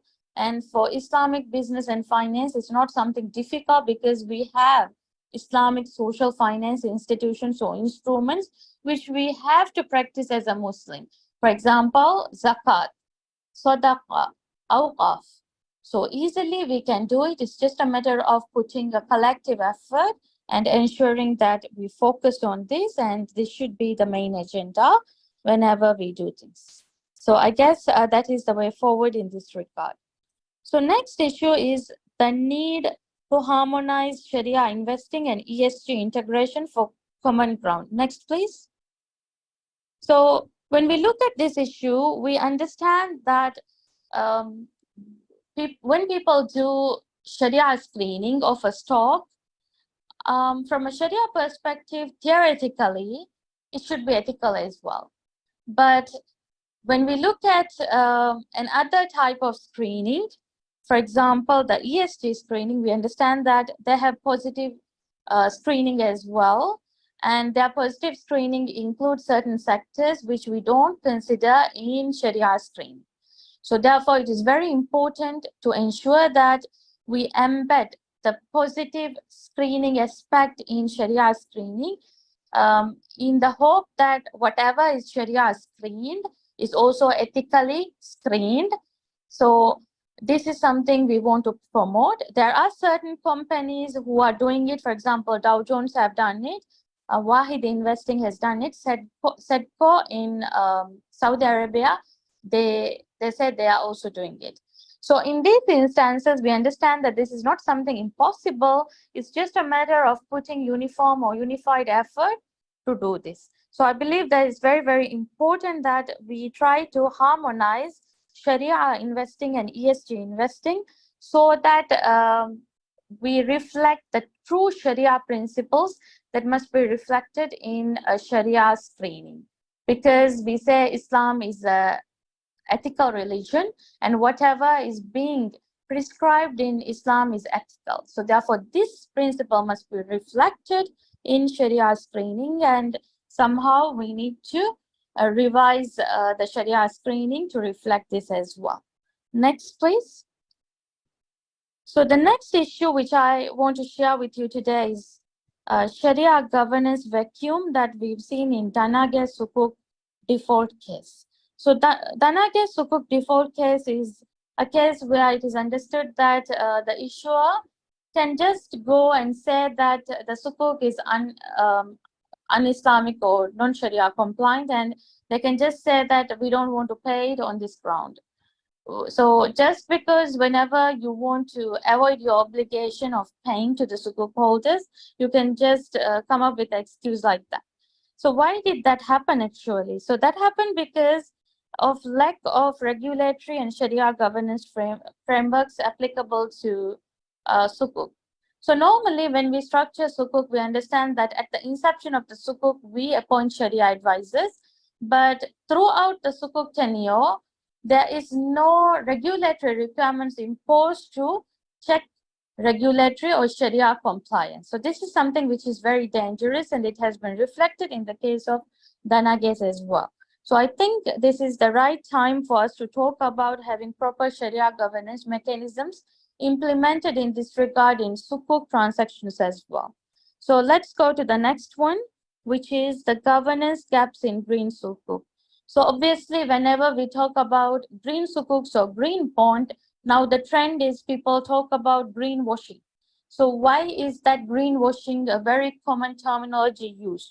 Because of lack of uniform frameworks available for the issuance of green sukuks or green bonds also, so that there are people who can take the advantages of loopholes we have in the regulations and portray something not green as green and get financing through green bond or green sukuk, and this can lead to moral hazard as well. So what I believe is that this is the right time for us to think about this, deliberate about this, and come up with an adequate solution to have a uniform standard to overcome this issue, which is very unethical. Okay, so with greenwashing, we also hear the term Sharia washing as well. So I think these are some of the buzz terms which are emerging, which we have to be mindful, and we have to find some solutions to overcome them as well. So let's go to the last part of my presentation. Next, please. What is the way forward? So what we understand is that, next, please. What we understand is that when it comes to governance, we can use technology to ensure that we have good governance being practiced. Now, one thing I want you to understand is that technology is no magic. It has no religion and it's no magic. So therefore, as long as we use technology for something which is beneficial to human being, Islam encourages doing so. And first, we have to have the black and white governance mechanisms in place before we use any type of technology, because technology is not a solution, it is a means to achieve good governance. So therefore, we have to have the proper governance system in place before we try to use technology to whether to make it more automated or make it more solid. Okay, so using blockchain technology in this case, I have just illustrated some ways in which we could strengthen the governance. So for example, through blockchain technology, we can enhance the trust and transparency using smart contracts, so we can achieve more Islamic finance compliance. For example, sometimes in a murabaha or even in commodity murabaha, we cannot sell something to the customer unless we purchase the commodity. But sometimes what happens is before the purchase of commodity takes place, the second limb, that is selling of the commodity to the customer, takes place. Now this happens because it is done manually. So if we can automate the process, we can see good effect, and Sharia non-compliant issues can go down as well, depending on the type. So efficient zakat distribution because of traceability and efficient transaction. Streamlined waqf management. This is something we understand already. The waqf, sometimes we don't even know the data of the work of properties we have, and we also don't know whether they are productive or unproductive. So using these types of technologies real time, we can understand these things. And then for cross-border transactions, definitely it will be less costly, and there will be no involvement of an intermediary depending on the legal restrictions when doing transactions. So this is something that could give us more convenience as well. Not only it becomes less expensive, but also convenient. Next, please. And then reduced counterparty risk, because intermediaries will be less. Again, I have to put a caveat here. It depends on the regulatory requirements. If the regulatory requirements doesn't give you this flexibility, the intermediaries cannot be dropped in some instances. Of course, to achieve financial inclusion, this could play a role because you can reach the unreachable. And for example, even not only blockchain technology, but other type of technologies can also be used in this regard to collect data of those who are living in poverty with remote access, for example, using Internet of Things, auditability and accountability, standardization of process, and for global collaboration, it's much more easier as well. So I believe that the way forward when it comes to having strong governance or strengthening governance is to ensure that whatever we are practicing manually is being automated through the sophisticated technology we have in the market right now. When it comes to governance, it is very less that we talk about infusing technology to it, but it is, I think, time to talk about that as well. So with this, I conclude my presentation. Thank you very much. Wassalamualaikum warahmatullahi wabarakatuh.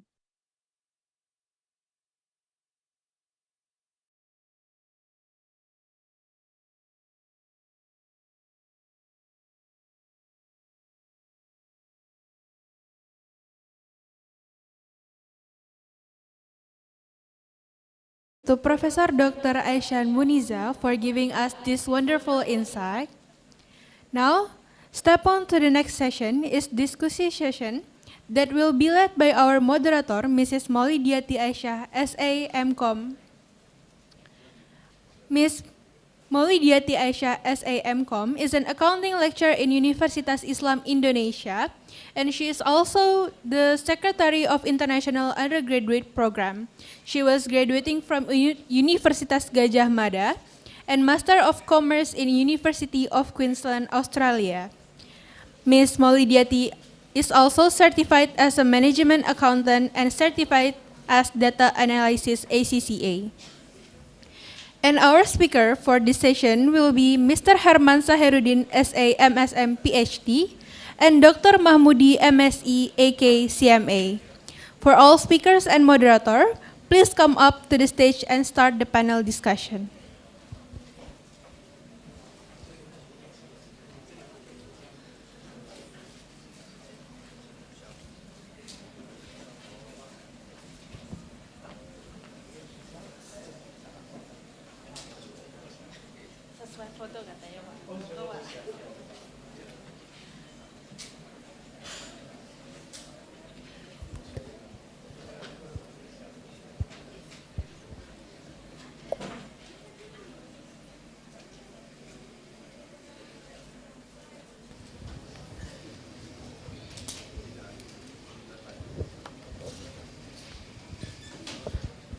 Bismillahirrahmanirrahim. Assalamualaikum warahmatullahi wabarakatuh. Good morning, ladies and gentlemen, and also to the honorable guests, and also to the notable speakers. So for this session, we are going to continue our seminar, and here in this session we have two speakers, Dr. Herman and also Dr. Mahmudi. This session will cover on two topics. The first topic is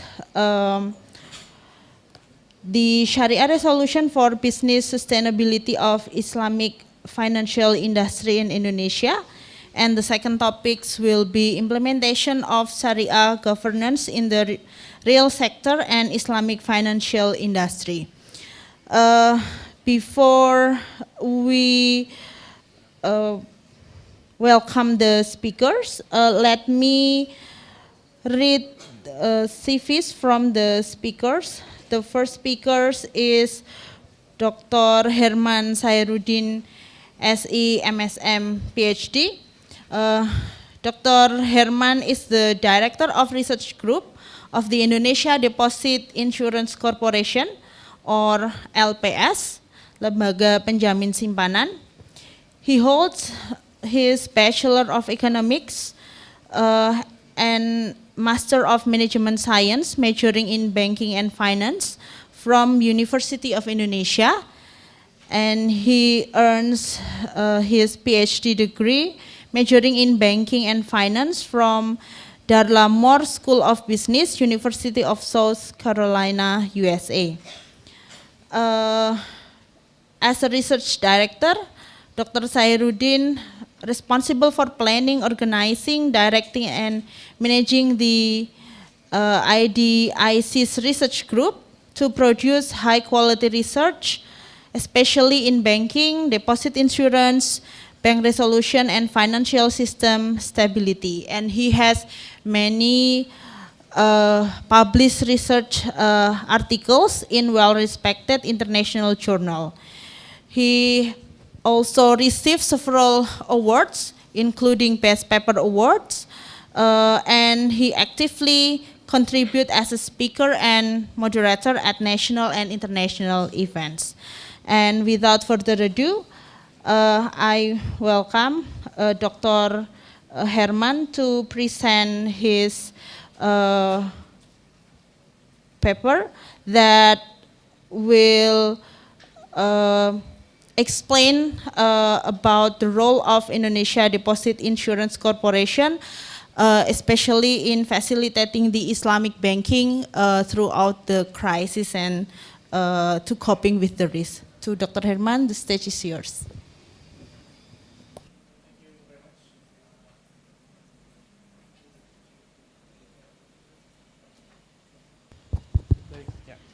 Thank you very much, Ibu Tias. Bismillahirrahmanirrahim. Assalamualaikum warahmatullahi wabarakatuh. Alhamdulillahirrabbilalamin. Wassalatu wassalamu ala asrofil anbiya wal mursalin wa ala alihi wa sahbihi ajmain amma ba'du. Thank you very much, the Honorable Bapak Johan Arifin, SMSc PhD, CFRA, Dean of the Faculty of Economics and Business, Universitas Islam Indonesia, Dr. Hardo Basuki, Chairman of the Indonesia Accountant Association that was present online this morning. And then Professor Dr. Abdul Halim, Chairman of the Indonesia Masters Accounting Association. And Professor Dr. Aisat Muniza, Professor from Incaf, Malaysia, that was present online as well this morning. And Bapak Tekar Urumsah, PhD, Head of Accounting Department, Faculty of Economics and Business, Universitas Islam Indonesia. Bapak Arif Rahman, PhD, Head of Master of Accounting Study Program in Faculty of Economic Business, Universitas Islam Indonesia. Professor Rifki Muhammad, PhD, Committee Chairman of the Second International Conference on Accounting and Finance, Faculty of Economic and Business, Universitas Islam Indonesia. Dr. Mahmudi, from the Faculty of Economic and Business, Universitas Indonesia, my fellow speaker today. And Ibu Tias Kurniasari, Ibu Mauli, yeah? Ibu Mauli is our moderator this morning, as well as all of the participants of the conference. Good morning to all of you. Thank you very much for your time. This morning, let's look at the, I think this is a relatively new topic here, if we talk about bank resolutions. LPS, or Indonesia Deposit Insurance Corporation, has been 18 years present in Indonesia. But again, according to our survey, that this topic is relatively new from this perspective of theory, as well as from the perspective of applied. So let's look at the backgrounds. Why? Next slide, please. So let's look at the backgrounds why the deposit insurance exists on the first time. So in Indonesia, we have experienced the Asia financial crisis during 1997 and 1998. The cost was huge for the economy. According to the one paper by Leiven and Valencia, I think it was a 2010 paper, the cost was almost 60% of GDP, so it's really huge. And then, there are also other crises that also have a huge impact on the world economy. One of it is the 2008 global financial crisis. I believe most of us know about the 2008 financial crisis. Maybe for the students at that time, you were still in the high school or maybe in the middle school. But I believe you have read in the media. They don't even board yet. All right. So, well, at least you have read about the crisis. And then the recent crisis is the 2010 until 2022, the global COVID-19 pandemic crisis, which I believe all of us here have experienced the crisis as well. So the crisis, the lessons from the crisis. So usually post a crisis, there's always some lessons that are important to look at, so that we are more prepared to the next crisis. It's very difficult to prevent a crisis, but the most important thing is when the crises are coming, we are ready to tackle it.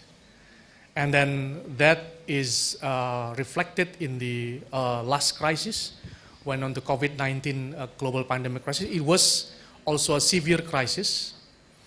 Yeah, it's impacted our economy so that, it hit our economy into 2020, so that we had a recession at that time, so that our GDP growth was negative at that time. So that's the second time our GDP is negative after the 1998, right? So it was a severe, but we recover quite strong. Yeah, if you compare it with the other countries, especially those in the advanced economies like United States, and especially now in the Euro area, and one of the country in the Euro area, in Germany, it's already entered another recession actually. So if we look at the GDP growth of Indonesia on the last third quarter, almost 5%, 4.94%. So I think Indonesia is one of the country that is going, recover very, very, very fast and steadily. So one factors that contribute to the resilience of Indonesia to, face the crisis and then coming back fastly is the financial safety nets itself. So what is the financial safety nets? So I will go to the financial safety net later, but basically financial safety nets consist of several institutions that guarding the financial system stability. So the first one is the central bank, Bank of Indonesia. So Bank of Indonesia lies to you. So I think we can go to the slide of number, let's see, which one. So let's go to the slide of number 5. Yeah. So let's go to the slide 5. So it's easy to, next slides. Yeah, right, let's wait for the slides to come up. All right, one more, there you go. All right, so these are what we call by financial safety net in Indonesia and many other countries. So many other countries have similar safety nets, but with, variations. So they do not have to necessarily have a explicit deposit insurance. Some of them deposit insurance are merged with the central banks, and some others are separate, and a lot of variations. But the main component is these 4. Yeah, the first one is the Fiscal Policy Authority, Ministry of Finance in Indonesia, and then the central bank, which is the Monetary Authority, and also Macro Prudential Policy Authority, is the Bank of Indonesia, also the lender of the last resort. And then the next one is the Financial Service Authority, or OJK in Indonesia. They focus on the financial service sector regulator and supervisors, and also focusing on the micro prudential side. And then LPS, lembaga penjamin simpanan or Indonesia Deposit Insurance Corporations, we are the deposit insurer and the bank resolution, as well as now starting January 2023 forward, we are also the regulators of the Insurance Policyholder Protection Authority. Yeah, even though that the programs are still in preparations and will start in place starting 2028 or 5 years from the new law enacted. So these are the financial safety nets. So these financial safety nets aims to maintain the financial system stability in Indonesia so that the economic growth can be catalyzed. If they receive any shocks, then the economic growth are still resilient to going back to its the major trend. Right. So let's back again to the slide 2. So given that financial safety net, so what is the importance of deposit insurer? So again, starting from the crisis, we take a lesson from that we need a strong financial safety net. And then one of the important component of the financial safety net is deposit insurer. Right, so the next slide. So in a theoretical perspective, actually before 2022, deposit insurance is not a sexy topic to research. Why? Because it's very focused, particular topic, and it's relatively new in the world. But since 2022, you can check on the number of papers that, this is academic papers, academic papers that wrote about the deposit insurance is getting more and more. Why?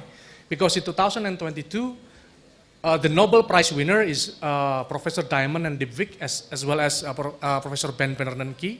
They get a Nobel Prize for financial system stability. And Professor Diamond and Dybvig work, the seminal paper is Diamond-Dybvig 1983 Journal of Political Economy, that talk about how deposit insurer can mitigate bank run. Yeah. So the existence of deposit insurers can mitigate bank run in the banking industry. So that is one of the most cited papers of them. And starting from 2022, more and more papers talk about government guarantee, deposit insurer, bank resolutions, and other things. Yeah, so I think this is this is your first time to heard about deposit insurer and bank resolution, and maybe you will be interested to look at more deeper in this area. All right, so next slide.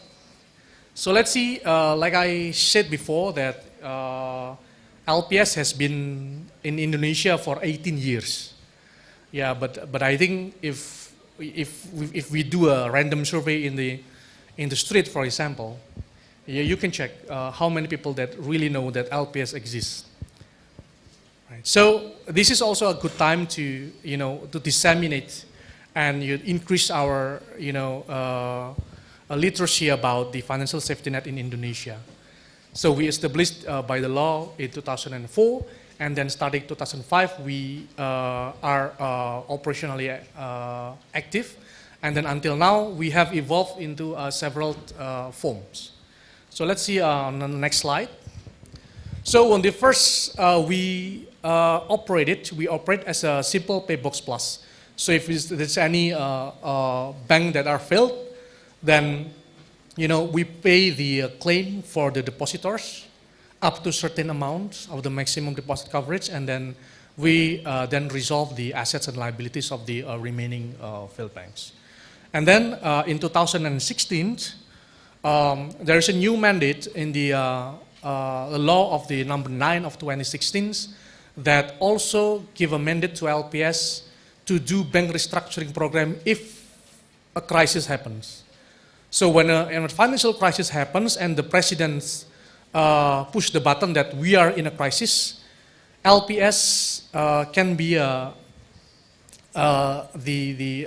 one that do the bank restructuring program. So bank restructuring program, if you sounds familiar, maybe Bapak Ibu lecturers in UII, if you recall the BPPN, Badan Penyiaran Perbankan Nasional at that time, 1997, 1998 until 2004, they are the one that did bank restructuring program. And now LPS have that mandate. if the presidents, activate the crisis button. Yeah, in 2020 until 2022, it was the COVID-19 pandemic crisis, but we don't have to push that, restructuring program button, because all of the government policy at that time, as well as the financial safety net policies, can mitigate the shock so that we don't have to activate the bank restructuring program at that time. Right. So, and then another strengthening and the expansion of mandates occurs in year 2023, is exactly this year. So, starting from January, there is the government enacted the law number 4 of 2023, about P2SK, P2SK. So the law is basically give expansion of mandate for LPS. Now we also provide the insurance policy guarantee. So we also guarantee for the insurance policy, but we have 5 years time to prepare for that program, so that the program will start in 2028, right? Why it starts? It needs 5 years for preparations. So if we look back at 2004, the law of LPS is enacted in 2004 and it started in 2005 operationally. But actually, if you check on the letter of intent between Indonesia and IMF, the terms of LPS is already there since 2000. Yeah, between 2000 and 2004, we did a lot of preparation so that LPS can be enacted and start operating in 2005. So the rule of thumb of preparing a guarantee scheme is that the industry has to be cleaned up first. Otherwise, you provide guarantee to something that have a for sure payout. That is not credible. So guarantee is not just give a guarantee to the industry as it is, but it's part of the bigger program that is we call the cleanse of the industry. So the industry has to be cleansed, the government has to be in place, and then after that, the guarantee as a the last resort program, that if all of the nets are broken, then you have guarantee, so you don't have to worry. So that is why there is always a need a preparation time for before we enacted the guarantee scheme. But before that, if any insurance company failed, then they will be resolved through the existing scheme that is led by OJK. Yeah, so we can talk about that more deeply in other occasions. But let's dig deeper in the bank resolutions. All right, so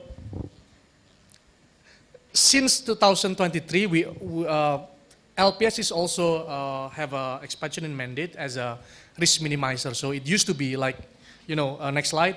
If you look at this, this slide that you have seen before, our position is actually on the last, right? So we are on the last layer of the financial safety net. But as a risk minimizers, actually we can go further.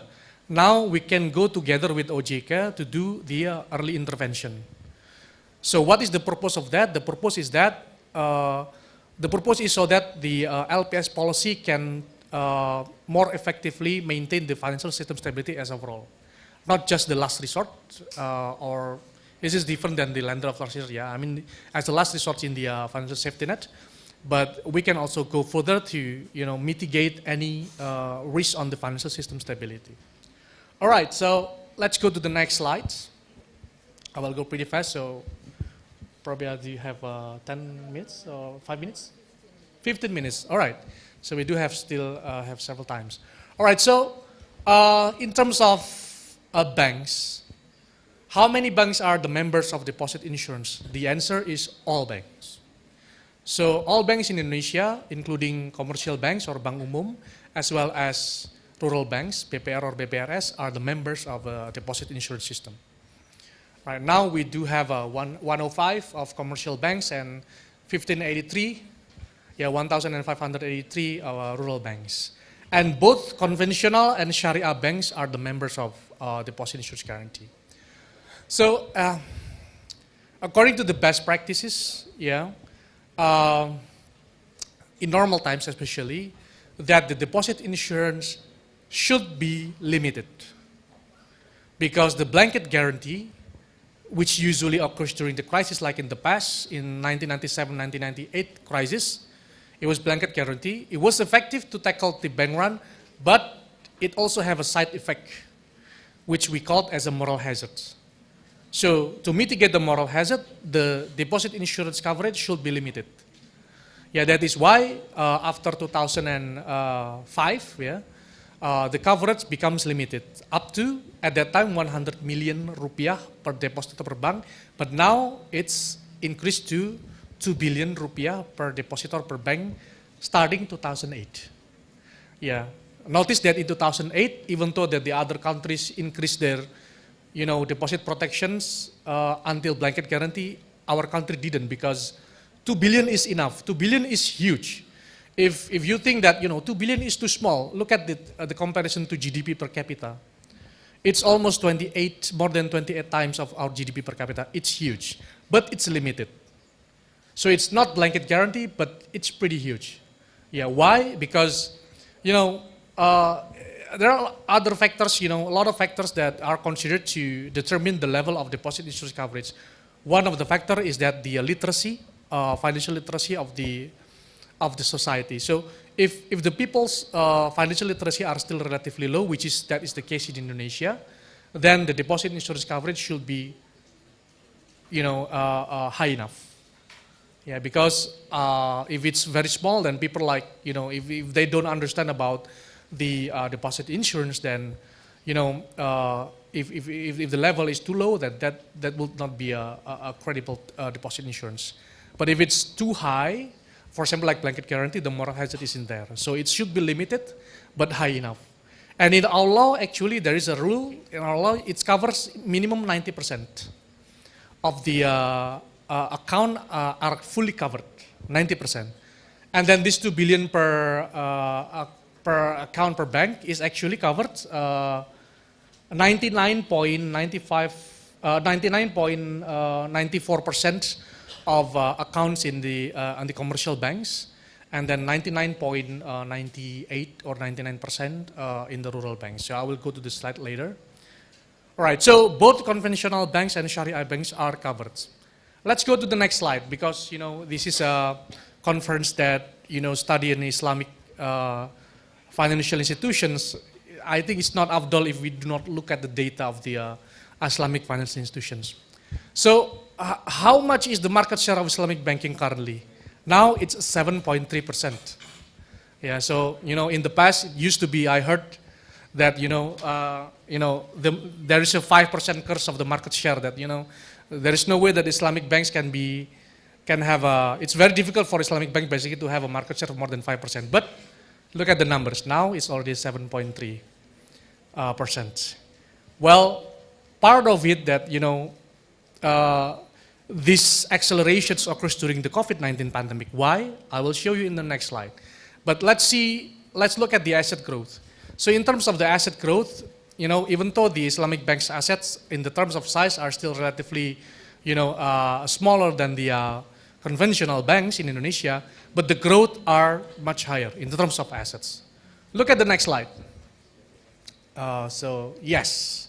All right, this is an interesting chart, but I will leave it to you for a further, teaser for your next research. Look at this. On the left side is the financing growth. So we do a plot between financing growth versus credit growth in the financial in the Islamic bank versus conventional banks. So the orange one is the Islamic bank's growth year on year on the financing. And then the blue one is the conventional banks year-on-year credit growth or loan growth. What can you see from the left side of panels? From 2016 until now, it's basically the Islamic banks' growth in financing are much more higher than conventional banks. Look at during the COVID-19 starting 2020 until 2022. The conventional banks, their credits are negative growth during the pandemic. It means that during the pandemic, they don't provide credits. They contracted their credit. But what happened with Islamic banks? Still provide financing. So I interpret this that, well, there is several arguments on this, but I believe that, in this chart, it means that, during the hard times, Islamic banks still consider to help people, right? Even though that you can also argue that because conventional banks do not provide the credit, and then the credit goes to the Islamic banks. But whether the first argument or the second argument is true, I will leave it to you to do research, because this is a very compelling research questions, right? But I think this is, the first argument could be, if it's true, then the social function of the Islamic banks are there, right? Because I believe in principles that Islamic bank is not about pursuing profit, but it also have a social functions to the society. And if the argument first is more compelling, which I leave it to you to do empirical assessment on that, then that means this is the proof that Islamic banks are superior in building the society, the social function of the Islamic banks. And then look at the on the right side. On the right side is the third-party funds or deposits growth. Yeah, it's a deposit growth. What can you see from that? You can see that the year-on-year growth of the deposits is also higher for the Islamic banks compared to the conventional banks. Yeah, even though that the growths are normalizing, starting 2018, but it's still relatively higher than conventional banks. Yeah, and during the pandemic, it's still consistent. Yeah, so what can we, look at from this graph? So this graph implies that the interest of people to the deposits products in the Islamic banks are even getting higher, right? And then the trust to the Islamic banks are also higher, because if I am a depositor of the Islamic banks, my purpose to put my money in the Islamic bank is not only just to invest, but because this is the way of that are more Sharia, so that I put my money there. So in this sense, the hope of in the futures that we can break the 7%. So if you see the 7%, it's already on the if you do the first derivative of the graph that on the slide before. So actually the accelerations are going down, right? Yeah. So from the 5% trap, now we are on the 7% trap. Can we, break the 7% trap? It will all depend on us. So, and how to do it, that's also another research to do, right? Because we break the 5% already, but now we're on the 7%. How can we break the 7%? So I leave it to you to do a research on that. All right, so let's move to the next slides. All right, so this is like I mentioned to you before, that our coverage of 2 billion rupiah per depositor per banks covers more than 99% of accounts. So it means that all accounts are covered, but those that are fully covered are the 2 billion and below. It means that you are fully 100% covered, 99.99% fully covered, and the rest of it is partially covered. Yeah, there is so. Sometimes people are misled to that, so those that are 2 billion are not covered. So actually, if you have deposits more than 2 billion, you are partially covered. You are covered until 2 billion, and then the rest, it depends on the whether the sale of the bank's assets are whether it's still there or not. If there is a proceeds from the sale of the assets of banks, then you will get the pro rate of the proceeds. All right, next. Okay, so bank resolutions. So in our slide before, I think it was a theoretical slide that telling you about Diamond Debate 1983. So what is actually bank resolution? Resolutions is actually in the sense of the word. Resolution is actually settle the assets and liabilities, right? So basically, bank resolution is how you tackle a failed banks, clean up the asset and liabilities, pay out the claim to the depositors, yeah, according to the deposit insurance coverage and other things. And then make sure that the resolution process do not make the industry panic. So in the paper by Corte 2015 in GFS, Journal of Financial Stability, they called actually bank resolutions is a catharsis process. Catharsis process is a process of cleans up. Yeah, if you remember about Peter 1942 creative destructions, competition is good because, you know, those that strong survive, those that are weak, you know, are exiting the market. The problem with the banking industry is that in the non-bank industry, exit is a usual process.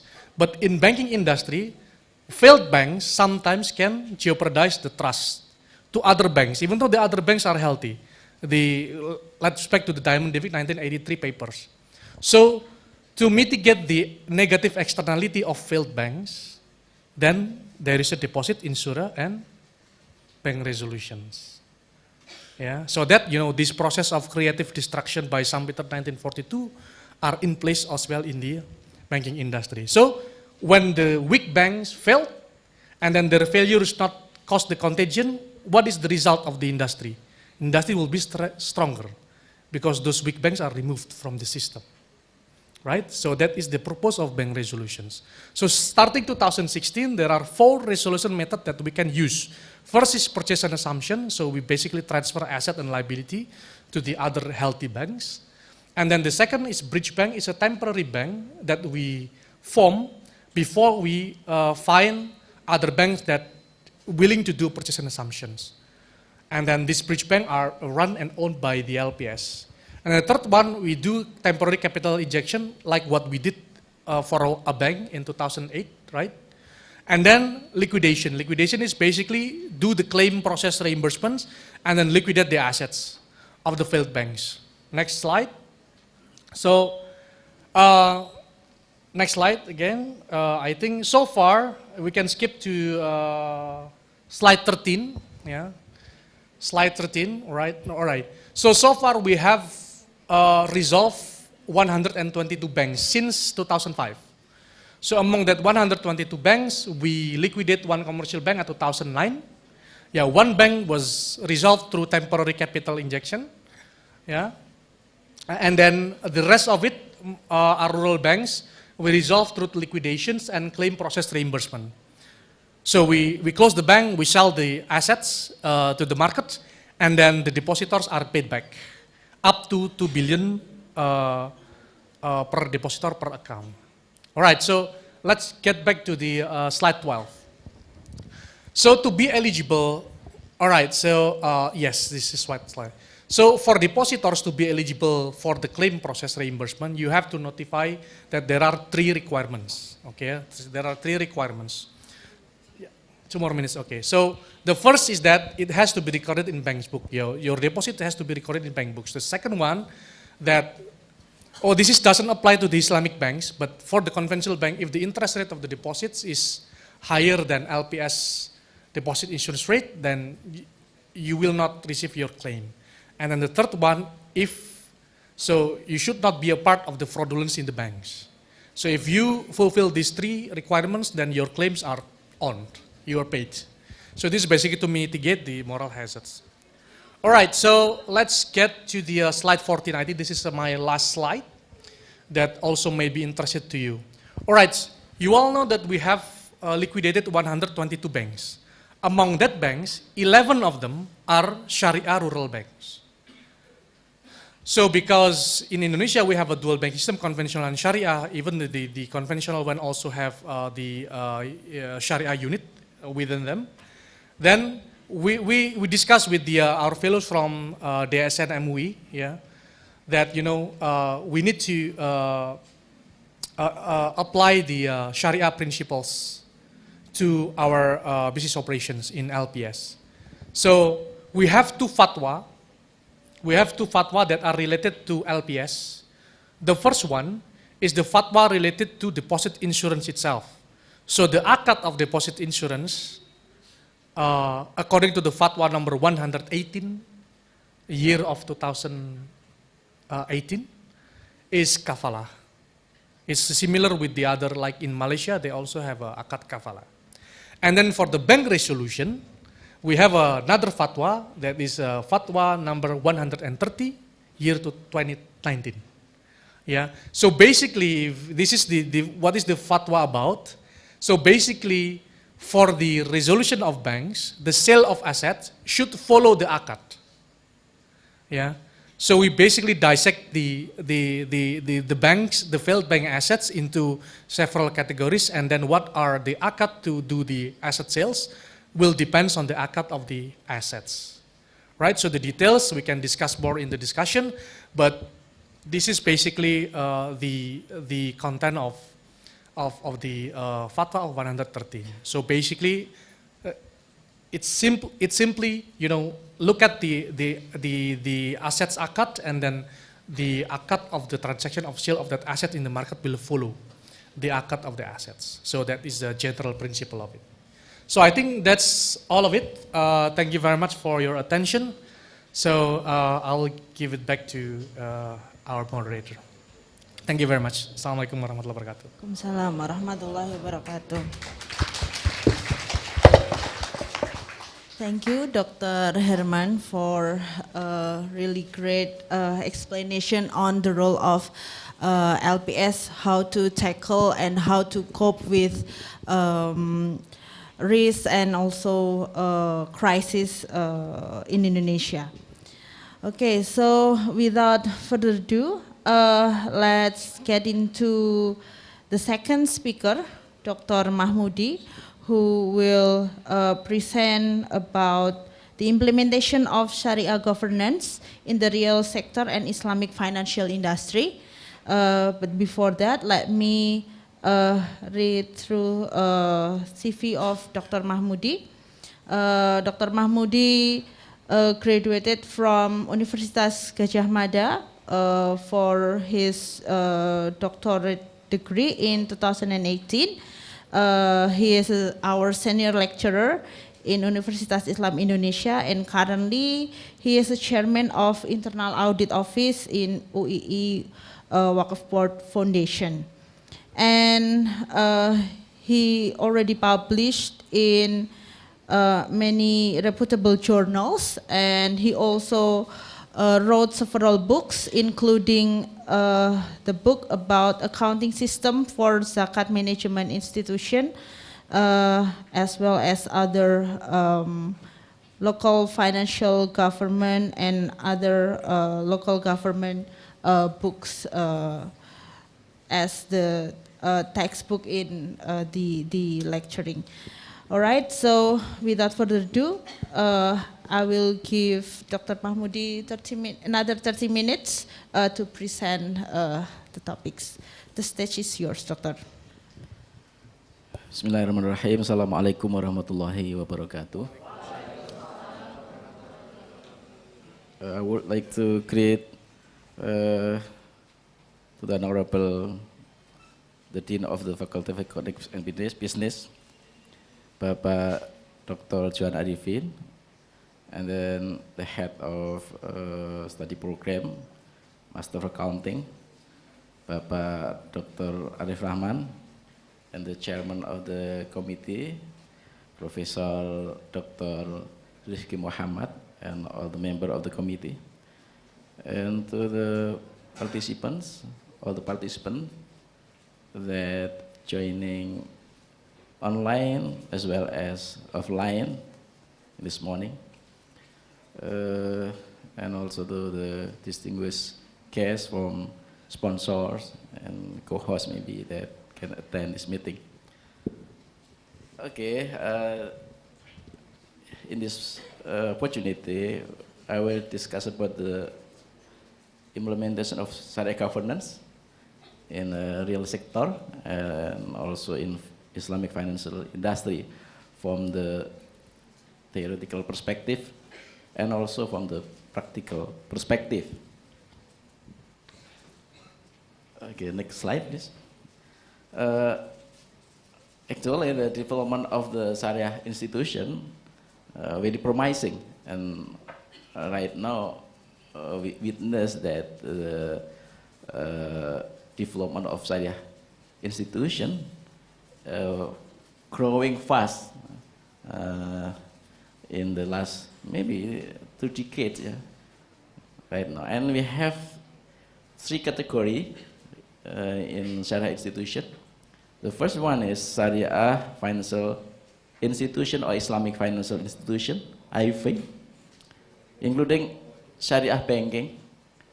There are many types of Sharia banking, including Sharia commercial bank, Bank Syariah, and then also unit usaha Syariah or Syariah business units, and also Islamic rural banks, BPRS, and maybe thousands of BPRS, BMT, sorry, Baitul Mal Watamil.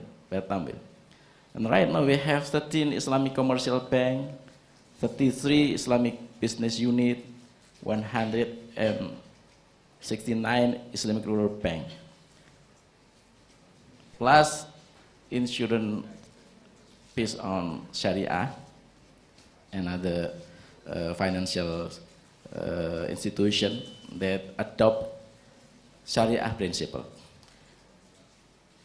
And the second pillars of Sharia institution, including Sharia business institution, non-financial. And I think this is the promising ones, including real sectors that produce many halal products.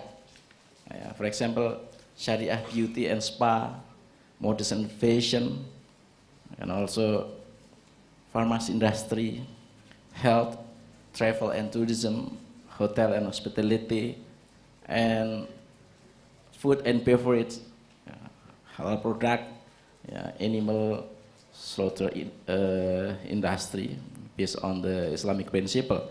And I think this is the opportunity for you to open the business in the real sector like this, like Sharia business institution that still have more opportunity and room for the competition in this area.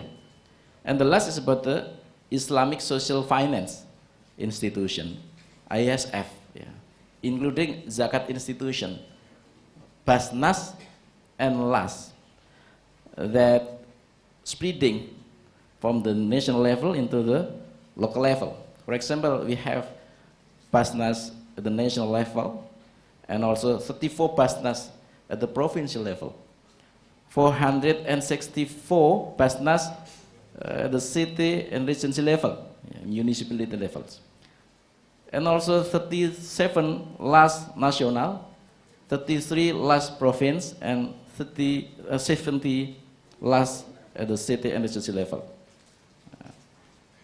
Besides zakat institution, we also have wakaf institution.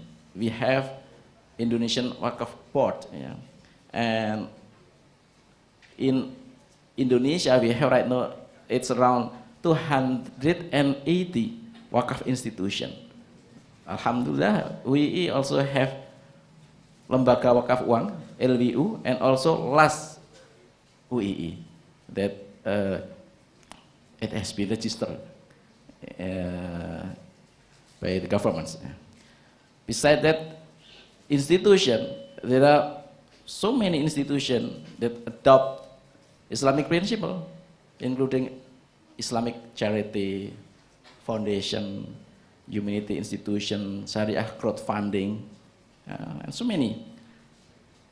The development of the Sharia institution right now is, I think, good news for us and need to be strengthened by improving their governance system, including government structure and also government process, and also strengthening the regulation on the Sharia institution. Okay, let's see the data. The next slide. This is the good news about the development of Sharia business. From the data released by Dinar Standard 2022, the State of the Islamic Economic Report 2022, the Islamic finance asset is the largest one that contribute to the Islamic economy during the 2021, and it is projected to the 2025. And then the second aspect is halal food. The third one is modest fashion, media recreation, travel, pharmacy, industry, and cosmetics. So in the next future, the development of Islamic economy and business and also finance will still growing, and it is the opportunity to us to be the player, key player in this matter in this economy, Islamic economics. And the data, the next slide, still released by Dinar Standard. The next slide. The top 5 most developed country in Islamic economy. And our country, Indonesia, is position number 4 regarding the top 15 global Islamic economy indicator score rank. Below UEA, number 1 is Malaysia. Malaysia is better than us in terms of the global Islamic economy score rank. And in this data, divided into several industry. The top 10 indicator score ranked by sector. For example, halal food. We are in a fourth position, below Malaysia. Malaysia number 1 in the halal food. But it is, I think, not too bad, because we have opportunity to develop the halal food. We have so many traditional food that can be elevated into global market, I think, in the future. And Islamic finance, we are number 6, and for the travel industry, we are number 6 also. Modest fashion, we are number 3. So we have competitive advantage here regarding the modest fashion and also halal food. Okay, next slide. Next slide.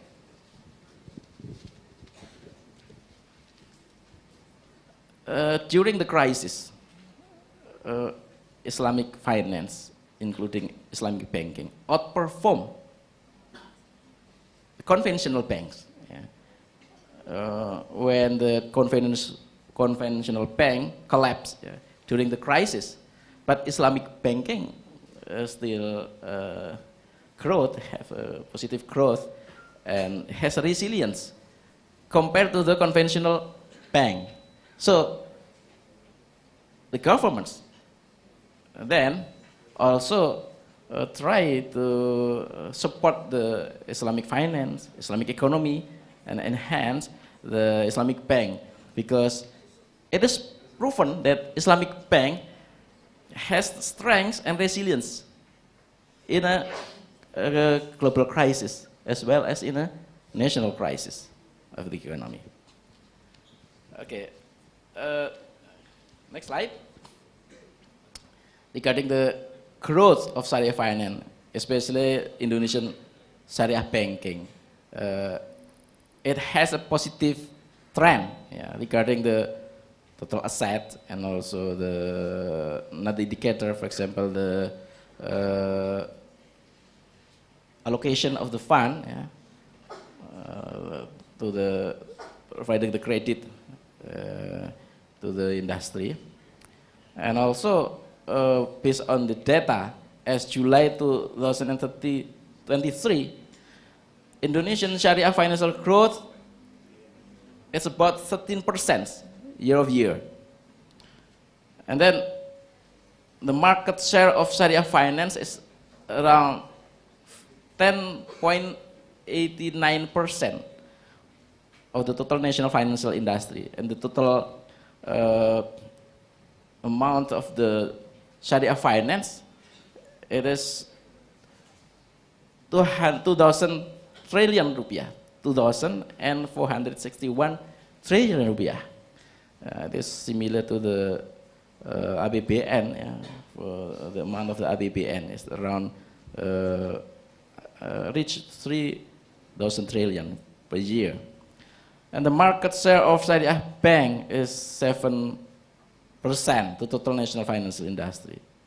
And then the market share of industri keuangan non-bank industry, 4.74%. And the market share of capital market is 18% of the total national financial industry. Then, go to the next slide. That's the depiction, the figure of the Sharia finance, that it is consists of several business, including Syariah bank, Syariah capital market, Syariah business unit, and BPRS, and industri keuangan non-bank. Actually, the capital market dominate the total Syariah finance. 60% of the total Syariah finance is contributed by Syariah capital market. And then the second one is Syariah bank. Syariah bank, and then Syariah business unit. So the principle here to develop the Syariah finance is to the development of the business, transformation to the regarding the management, and also the IT capability, and to simplify the access, to expand the access to the finance, Syariah finance. Next slide. The growth of global Syariah financial asset also providing the positive trend based on the Islamic Finance Development Finance Report 2022. Asset of the global Syariah financial asset increasing stable for the several decades, for several years. And go to the next slide. Okay, this is the composition, the landscape of the Indonesian Syariah financial. That it is dominated by Syariah capital market, and then Syariah bank, and also non-bank financial industry. However, although the development of the financial industry, Syariah finance, very promising and has an opportunity to develop in the future, there are several challenges about it. The first challenge, for example, how the financial and economy based on the Syariah principle should strengthen, enhance their managerial capability, their managerial aspect. This organization should be well managed, well organized, and well governed in order to be competitive, can compete to the conventional industry, conventional ones. And the second challenge is how this institution can improve the productivity, the quality, innovation, and also security. It means that the risk management should be improved in this institution, because for the Islamic institution, it is not free from fraud, error, and irregularities. So preventing fraud, corruption, and irregularity become the challenge for the this institution. There is no room for the fraud, corruption, and irregularities in a Islamic financial system, actually. How we can minimize the propensity to fraud, the exposure to this, corruption, and irregularity. Strengthening resilience and stability including financial resilience and also cyber resilience. Yeah. Because cyber attack, for example, we have witnessed about the PSE that was attacked by hacker. It will then damage the system of the PSE. Many people then influenced by this attack. And also upskilling human resources, yeah, that active in this industry, in this halal industry, in the bank, something like that.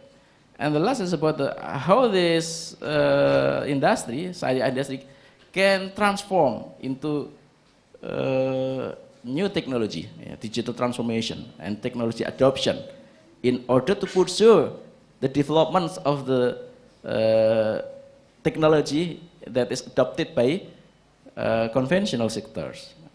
It should be also can be adopted by Syariah industry in order to be competed to the conventional one.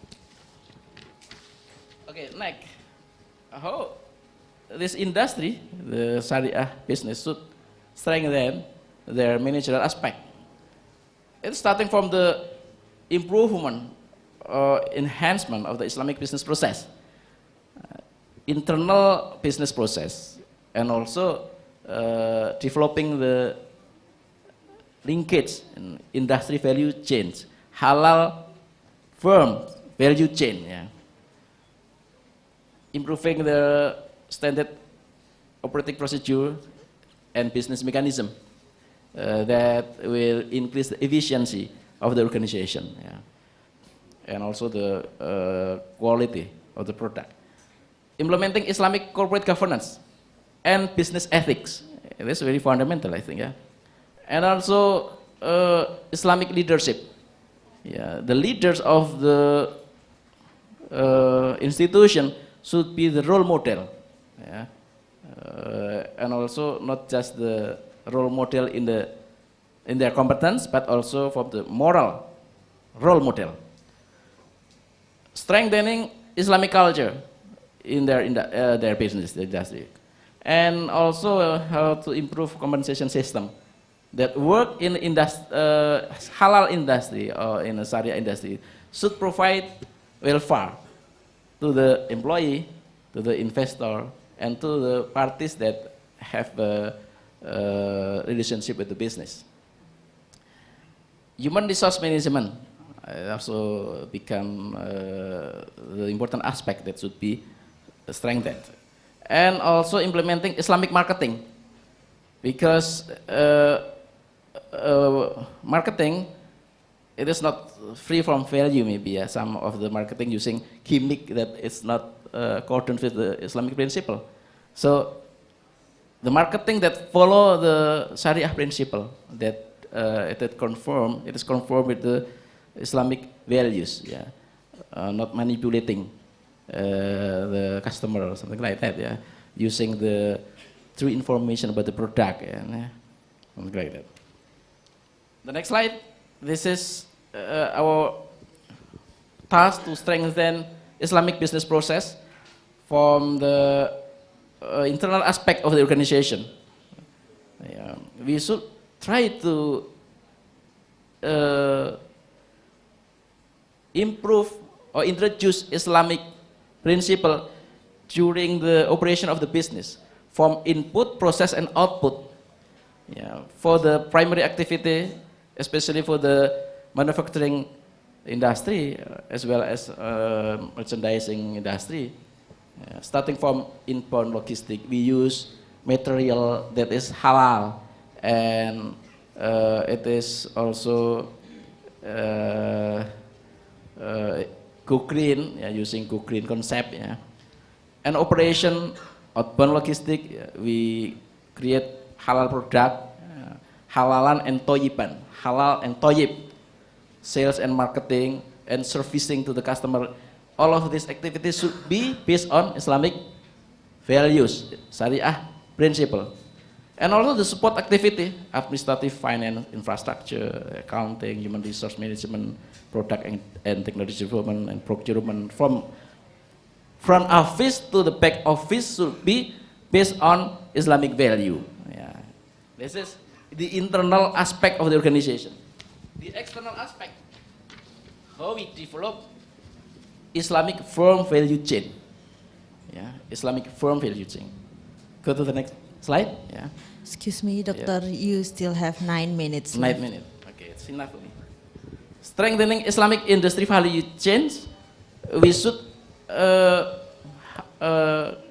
cooperate with the other business, business partners of the firm, from the supplier, our firm itself, distributor, and customer, that all comply with the Sharia Islamic value.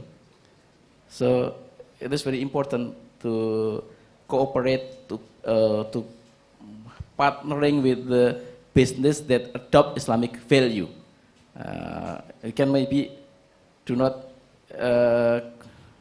cooperate with the business that do not implement Sharia value, not comply to the Islamic principle. We can, for example, boycott the product. It's acceptable.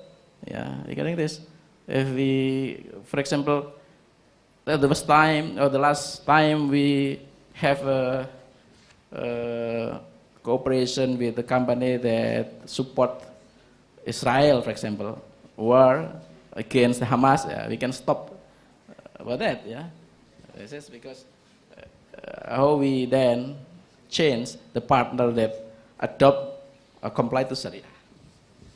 Then the governance system. The governance system. It is also the very important one, how we strengthen the governance system, including development of the structure of the governance and process of the governance. Because if the organization do not obey to the Sharia governance, the impact will very much, for example, it will increase Sharia non-compliance risk, and also maybe the organization will offer non-Sharia compliant product. Then if the organization offer non-Sharia compliant product, non-halal product, then it will increase reputation risk that the Sharia industry cannot be trusted, because they offer non-compliant product to Sharia, and lost so many stakeholders that rely on this industry or the organization. Okay, go to the next slide. This is the data regarding the top 3 most developed country in Islamic finance.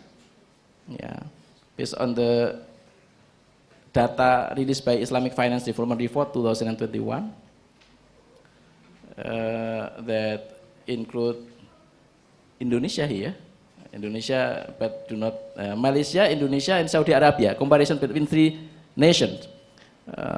For the knowledge, we are similar to the Malaysia, have the strength similar to the Malaysia, but for the another indicator, quantitative development, we still below the Malaysia.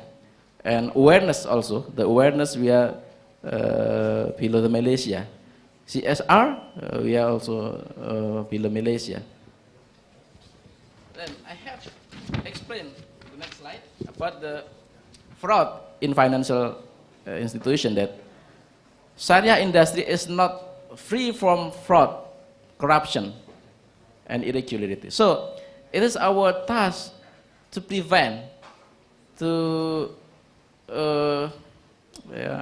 improve the management system and governance system, to combat the fraud in Islamic financial institution. Many types of fraud, for example, bribery, forged document, unlawful profiteering, credit limit allowance ignorance, that occur in some banking industry, Ponzi scheme for some the investment scheme, collaboration or collusion between person inside and outside the bank. Yeah. The example of fraud in Islamic financial institution, for example, next slide, the Dubai Islamic Bank fraud in 2008, Al Hilal Bank fraud in 2017, and then from the Monetary Advisory in India, IMA, yeah, that using for this scheme to attract the investor, that they promise about the halal investment and endorsed by prominent ulama there. Yeah, so be aware about this. Be aware about the promotion about the Islamic or Sharia-based investment that actually to trap the potential investor using Ponzi scheme, yeah, that may be supported or endorsed by prominent person or ulama there. Yeah, in this case, yeah, they promote halal business model that is free from interest. They engage customer in a mudharabah contract, putting them as business partner and promising high annual return of about 36%.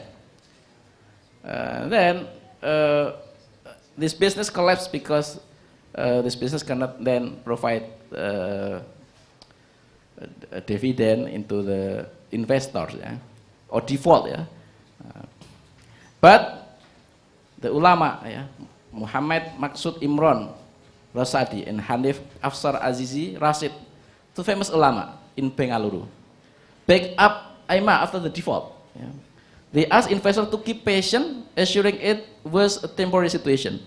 So it should be, we should be rational in this case, yeah, not just because endorsed by popular ulama, we just follow it. And then Sorry, next Doctor, slide, the bankruptcy of excuse me. BRS Indonesia since 2000 and Doctor, excuse Right? me, you still have 3 minutes. 3 minutes. Yeah. It's enough for me. 3 minutes. Until 2023-22, there are 102 BPR, 12 BPRS, and 1 bank liquidated due to the fraud. Yeah, and there is a regulation released by OJK, yeah, regarding fraud control, implementation of anti-fraud strategies. Yeah. Okay. Actually, there are internal control that should be implemented in the Islamic financial industry. Yeah. For example, the regulation released by Islamic Financial Service Board, IFSB, that Malaysia is the host of this institution, released 3 lines defense. The first defense is the business unit manager that has the responsibility to prevent fraud, that actually tone at the top should be implemented. Yeah. And the second defense, independent risk management function and independent and effective Sharia compliance function should be also implemented in the organization, this function. Third defense is about the independent and effective internal audit function and independent external audit function. This is the way to combat the corruption and fraud. My last slide about fraud prevention in IV. We should develop high standard of Sharia governance, improving the implementation of the Sharia governance, Islamic governance, and then strengthening Sharia supervision, including Al-Hisbah. Al-Hisbah here is auditors, Sharia audit, the institution of the Al-Hisbah, supervisory board, Sharia supervisory board, Sharia review, risk management, and strengthening internal control. Okay. This is the principal aspect that should be enhanced in order to improve the governance system in the Sharia institution, in order to be more responsible and more have a competitive advantage, more strength than before. Thank you for your attention. Assalamualaikum warahmatullahi wabarakatuh. Waalaikumsalam warahmatullahi wabarakatuh. Thank you, Dr. Mahmudi, for explaining the Sharia governance for the financial institution and the real sector in Indonesia. All right. So we have come to the discussion. I will let, for the first term, I will let 3 participants to ask the question, okay? 1, 2, and 3, okay. We have 3 participants that raised hands, okay? Please, for the first participant. Should I?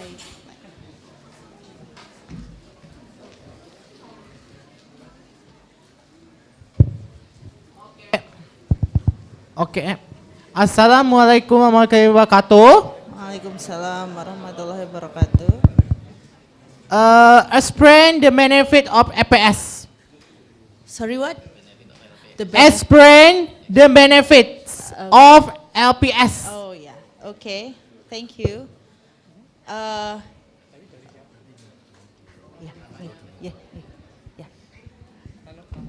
Oh yeah. The name is Prasetyo. Yeah, Prasetyo. Okay. And then the second question, please, to the yeah.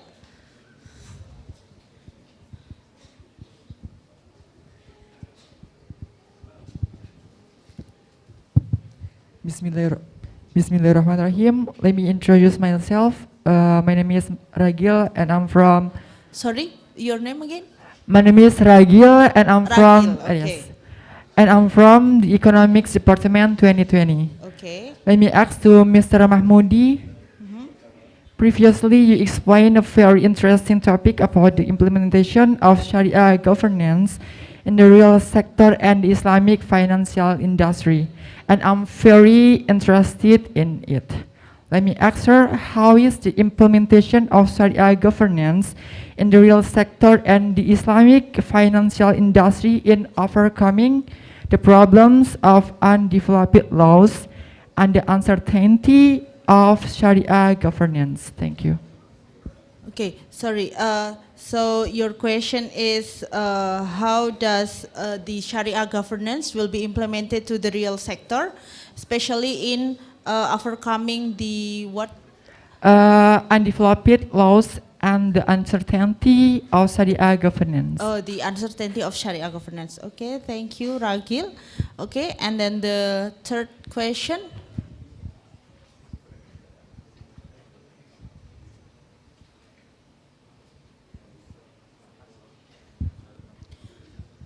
Okay, please, Mbak, please introduce yourself. Okay, Assalamualaikum warahmatullahi wabarakatuh. Waalaikumsalam warahmatullahi wabarakatuh. Thank you for the opportunity to introduce myself, Okta Widianti.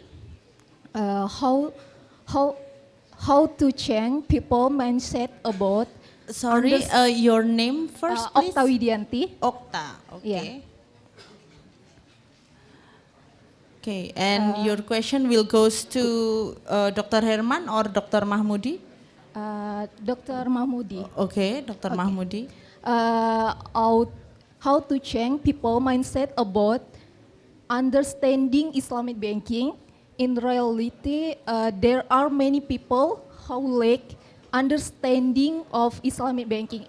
Example, although among study, especially in the undergrad facultas yesterday, they receive knowledge related to Islamic banking, but are still loyal to using conventional banking because there are still many people who think that Islamic banking operational are the same conventional banking.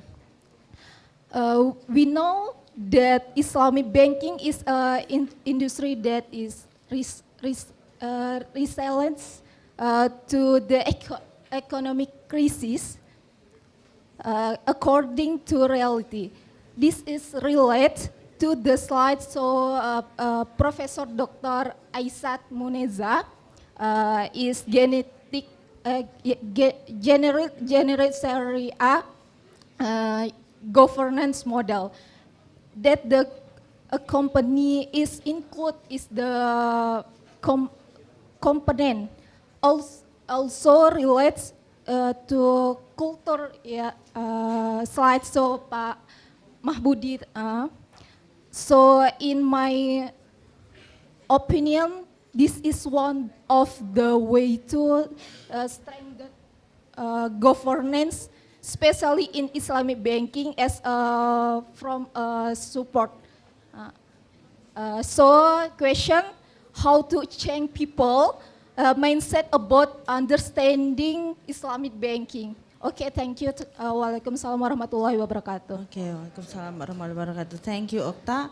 All right, Dr. Herman and Dr. Mahmudi, we already got 3 questions. The first question is from Prasetyo. He's an accounting student. So he would like to maybe further dig into the roles of LPS, especially what that you have explained that currently the mandate to LPS is enhanced into the other roles, but then maybe how would LPS will benefit to the real sector, as we know that the real sector itself is also helpful for the Indonesian economy during the crisis, and also what Dr. Mahmudi explained that it is increasing, and I mean it covers for many aspects on the economy. Yeah, thank you. Thank you, Mas Prasetyo, for the question. So first of all, let me put it very simple. So LPS is there to make you safe in depositing your money into Indonesian banking industry, whether you put it in a conventional product or in a Sharia product. So we have you covered.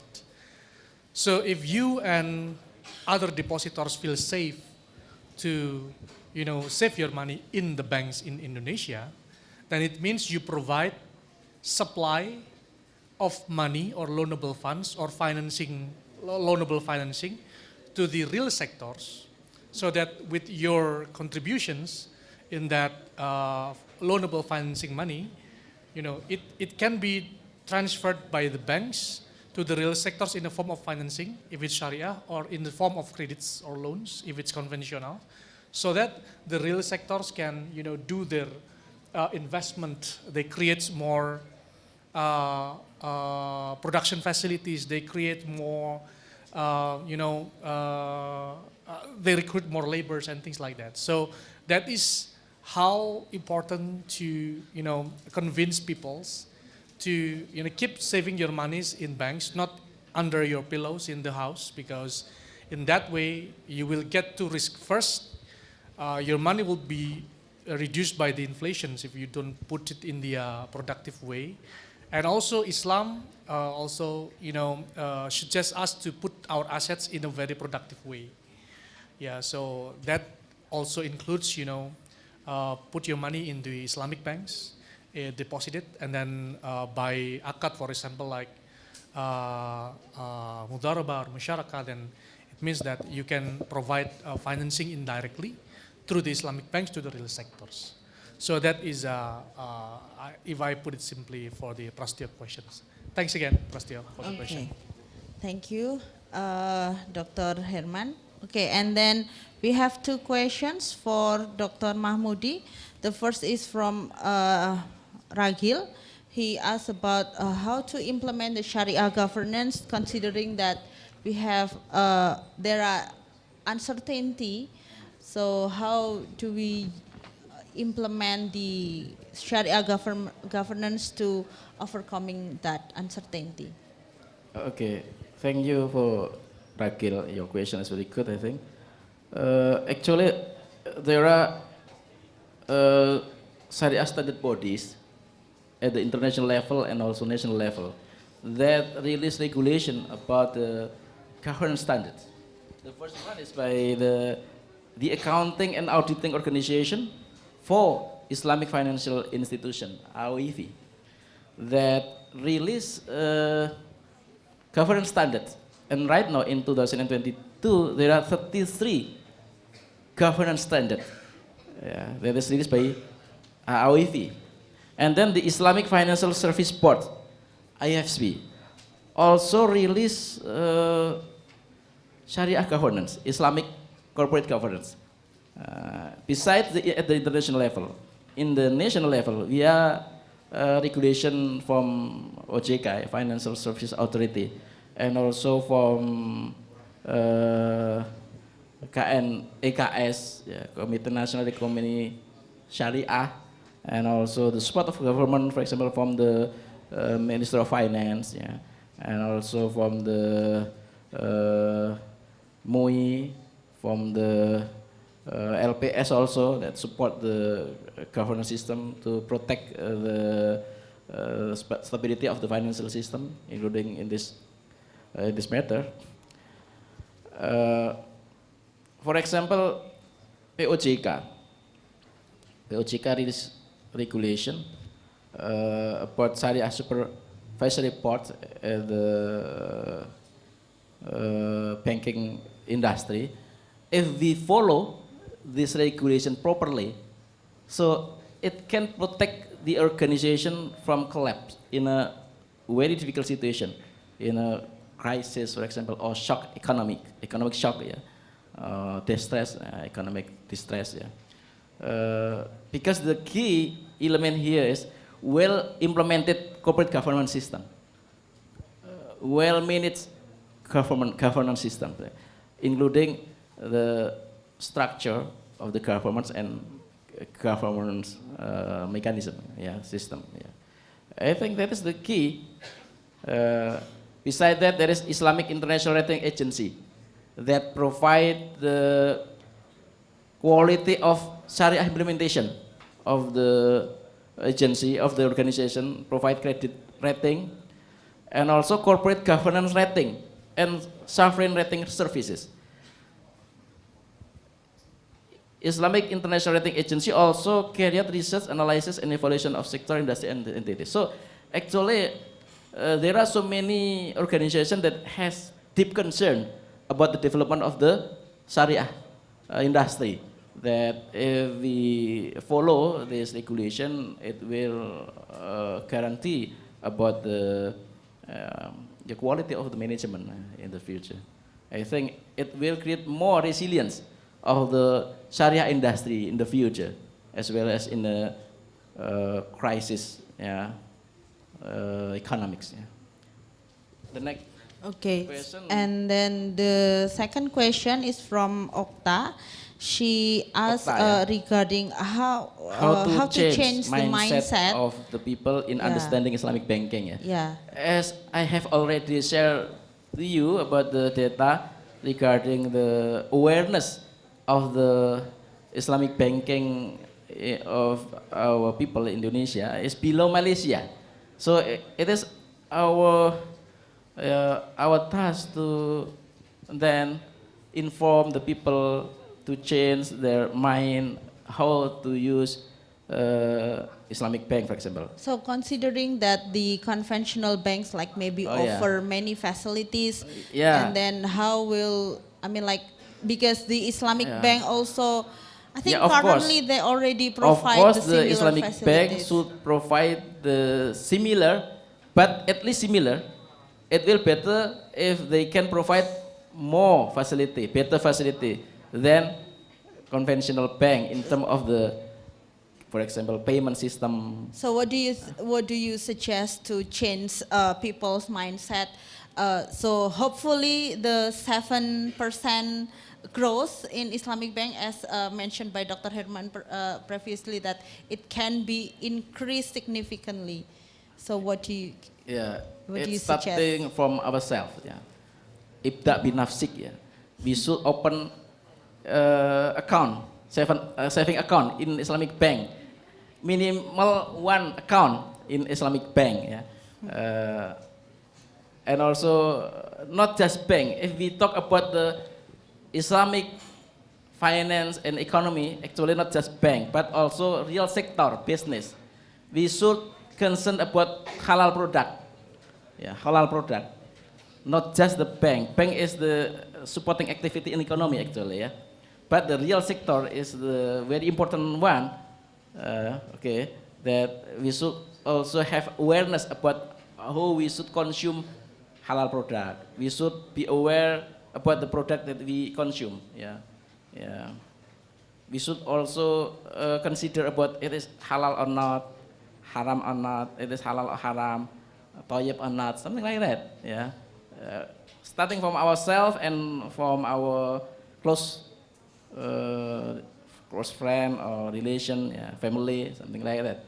Yeah. I think that is the simple one. Yeah. Well, Starting so from starting ourselves. Yeah. Okay. Yeah. Okay. Yeah. Maybe. Okay. So actually, as we come to an end, so I believe that we need to close these great opportunities. But before that, maybe there is a closing statement from each speaker, Dr. Herman.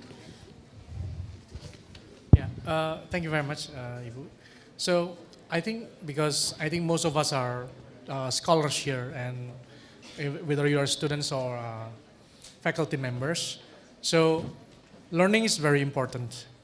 So again, like Dr. Mahmudin said, that we can start to support the Islamic banking industry and the whole Islamic financial industry in Indonesia by starting from ourselves.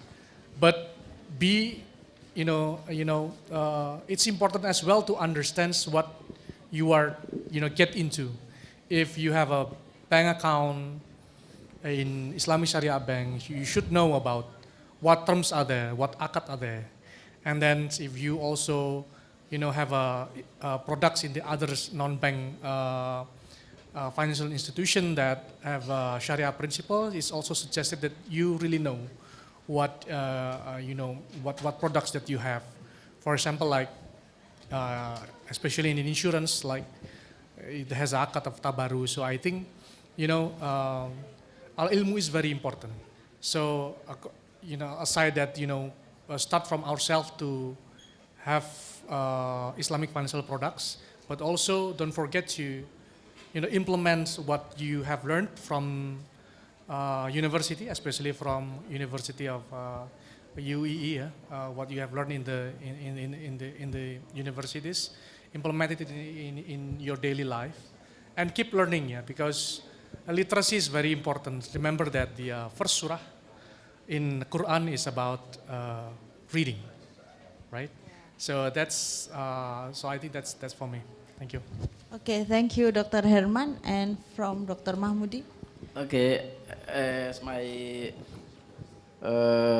closing statement, I want to recite the ayah from Quran one hadith, yeah, from the Surat Ali Imran. A'udzubillahi minasyaitonirrajim. Bismillahirrahmanirrahim. Kuntum khaira ummah ukhrijat linnasi ta'muruna bil ma'ruf wa tanhauna 'anil munkar wa tu'minuna billah. We are the best umat, ya, because we always conduct amar ma'ruf nahi munkar, and we believe in God. Yeah, we believe in God. We hold tauhid. And one hadis. Bismillahirrahmanirrahim. Haddatsana Musaddad. Haddatsana Mu'tamir. An Humaidin an Anas radhiyallahu anhu qala Rasulullah sallallahu alaihi wasallam unsur akhaka zaliman au madluman. Qalu ya Rasulullah hadza nansuruhu madluman fa kaifa nansuruhu zaliman? Qala Rasulullah ta'khudhu fawqa yadayhi. The hadis is narrated by Anas. Allah Messenger Muhammad SAW said, help your brother whether he is an oppressor or he is an oppressed one. Then the Sahabah, the companion of Rasulullah, asked, Ya Rasulullah, it is all right to help him if he is oppressed, but how should we help him if he is an oppressor? The Prophet ﷺ said, by preventing him from oppress others. Yeah. So it is our duty to prevent fraud, to prevent irregularity, especially in Islamic industry, in Islamic finance and economy, because amar ma'ruf nahi munkar in terms of financial activity is very important. To prove that we are the best ummah. Kuntum khaira ummah. Yeah. I think that's all. Thank you for your attention. Thank you very much for Dr. Herman and Dr. Mahmoodi. Let's give a big applause to them. Okay, so last but not least, if I may conclude that do not afraid and please be open your mindset to deposit the fund, open the account on Islamic bank or any other Islamic institution, and do not worry because LPS is here to ensure your fund. Okay, thank you. And from me, if there is any mistake in delivering and moderating the session, forgive myself, and thank you. Assalamualaikum warahmatullahi wabarakatuh.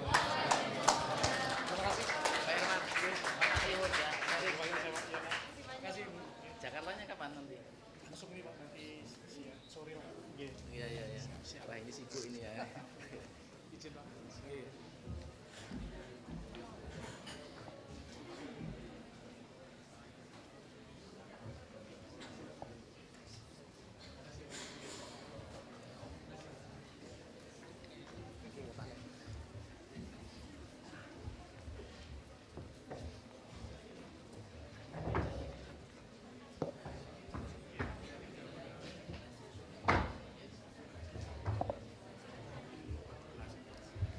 The next agenda is handover of souvenir by Master Accounting Program UEE to the speakers and the moderator.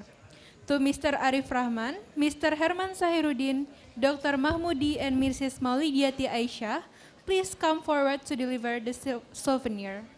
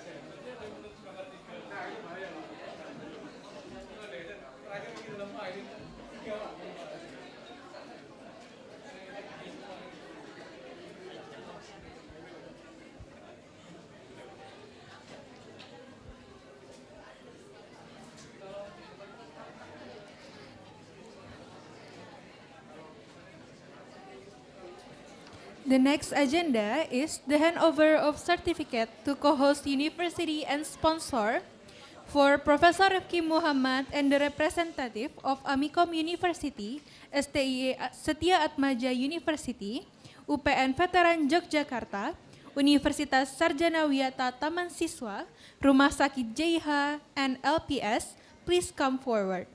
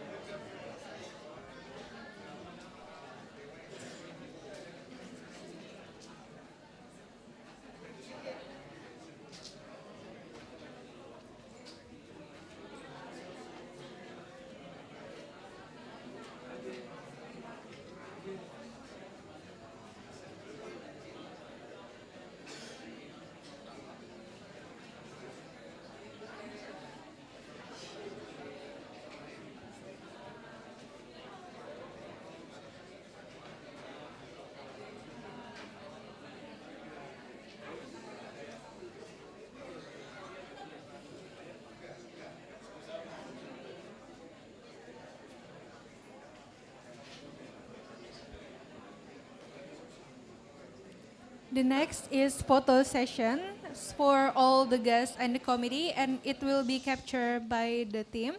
And for all Zoom participants, please turn on your camera for photo session.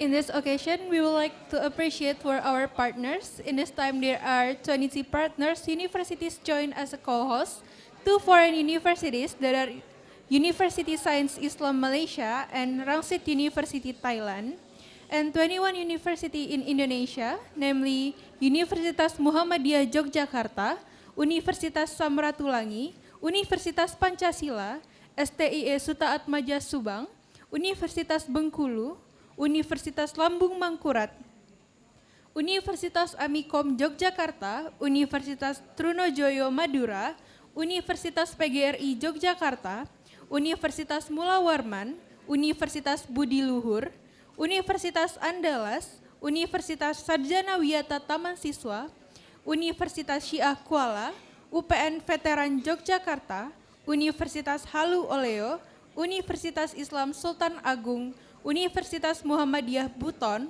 Universitas Islam Sumatera Utara, Universitas Kuningan, and Universitas Islam Bandung. Apart from that, this event is also supported by sponsor including Lembaga Penjamin Simpanan LPS, PT Taman Wisata Candi, Rumah Sakit JIH, Bank Syariah Unisia Insan Indonesia, Chilax UII, and PT Global Prima Utama or UII Net. For this reason, we would like to express our deepest gratitude to the co-host universities and sponsors. Step on to the next agenda is parallel session and breakout room. For offline participants, please head to the room 26A and 26B to continue the next session. And for online participants, all of our parallel session will be start at 1 p.m. and the link will be shared by the committee. Thank you and wassalamualaikum warahmatullahi wabarakatuh.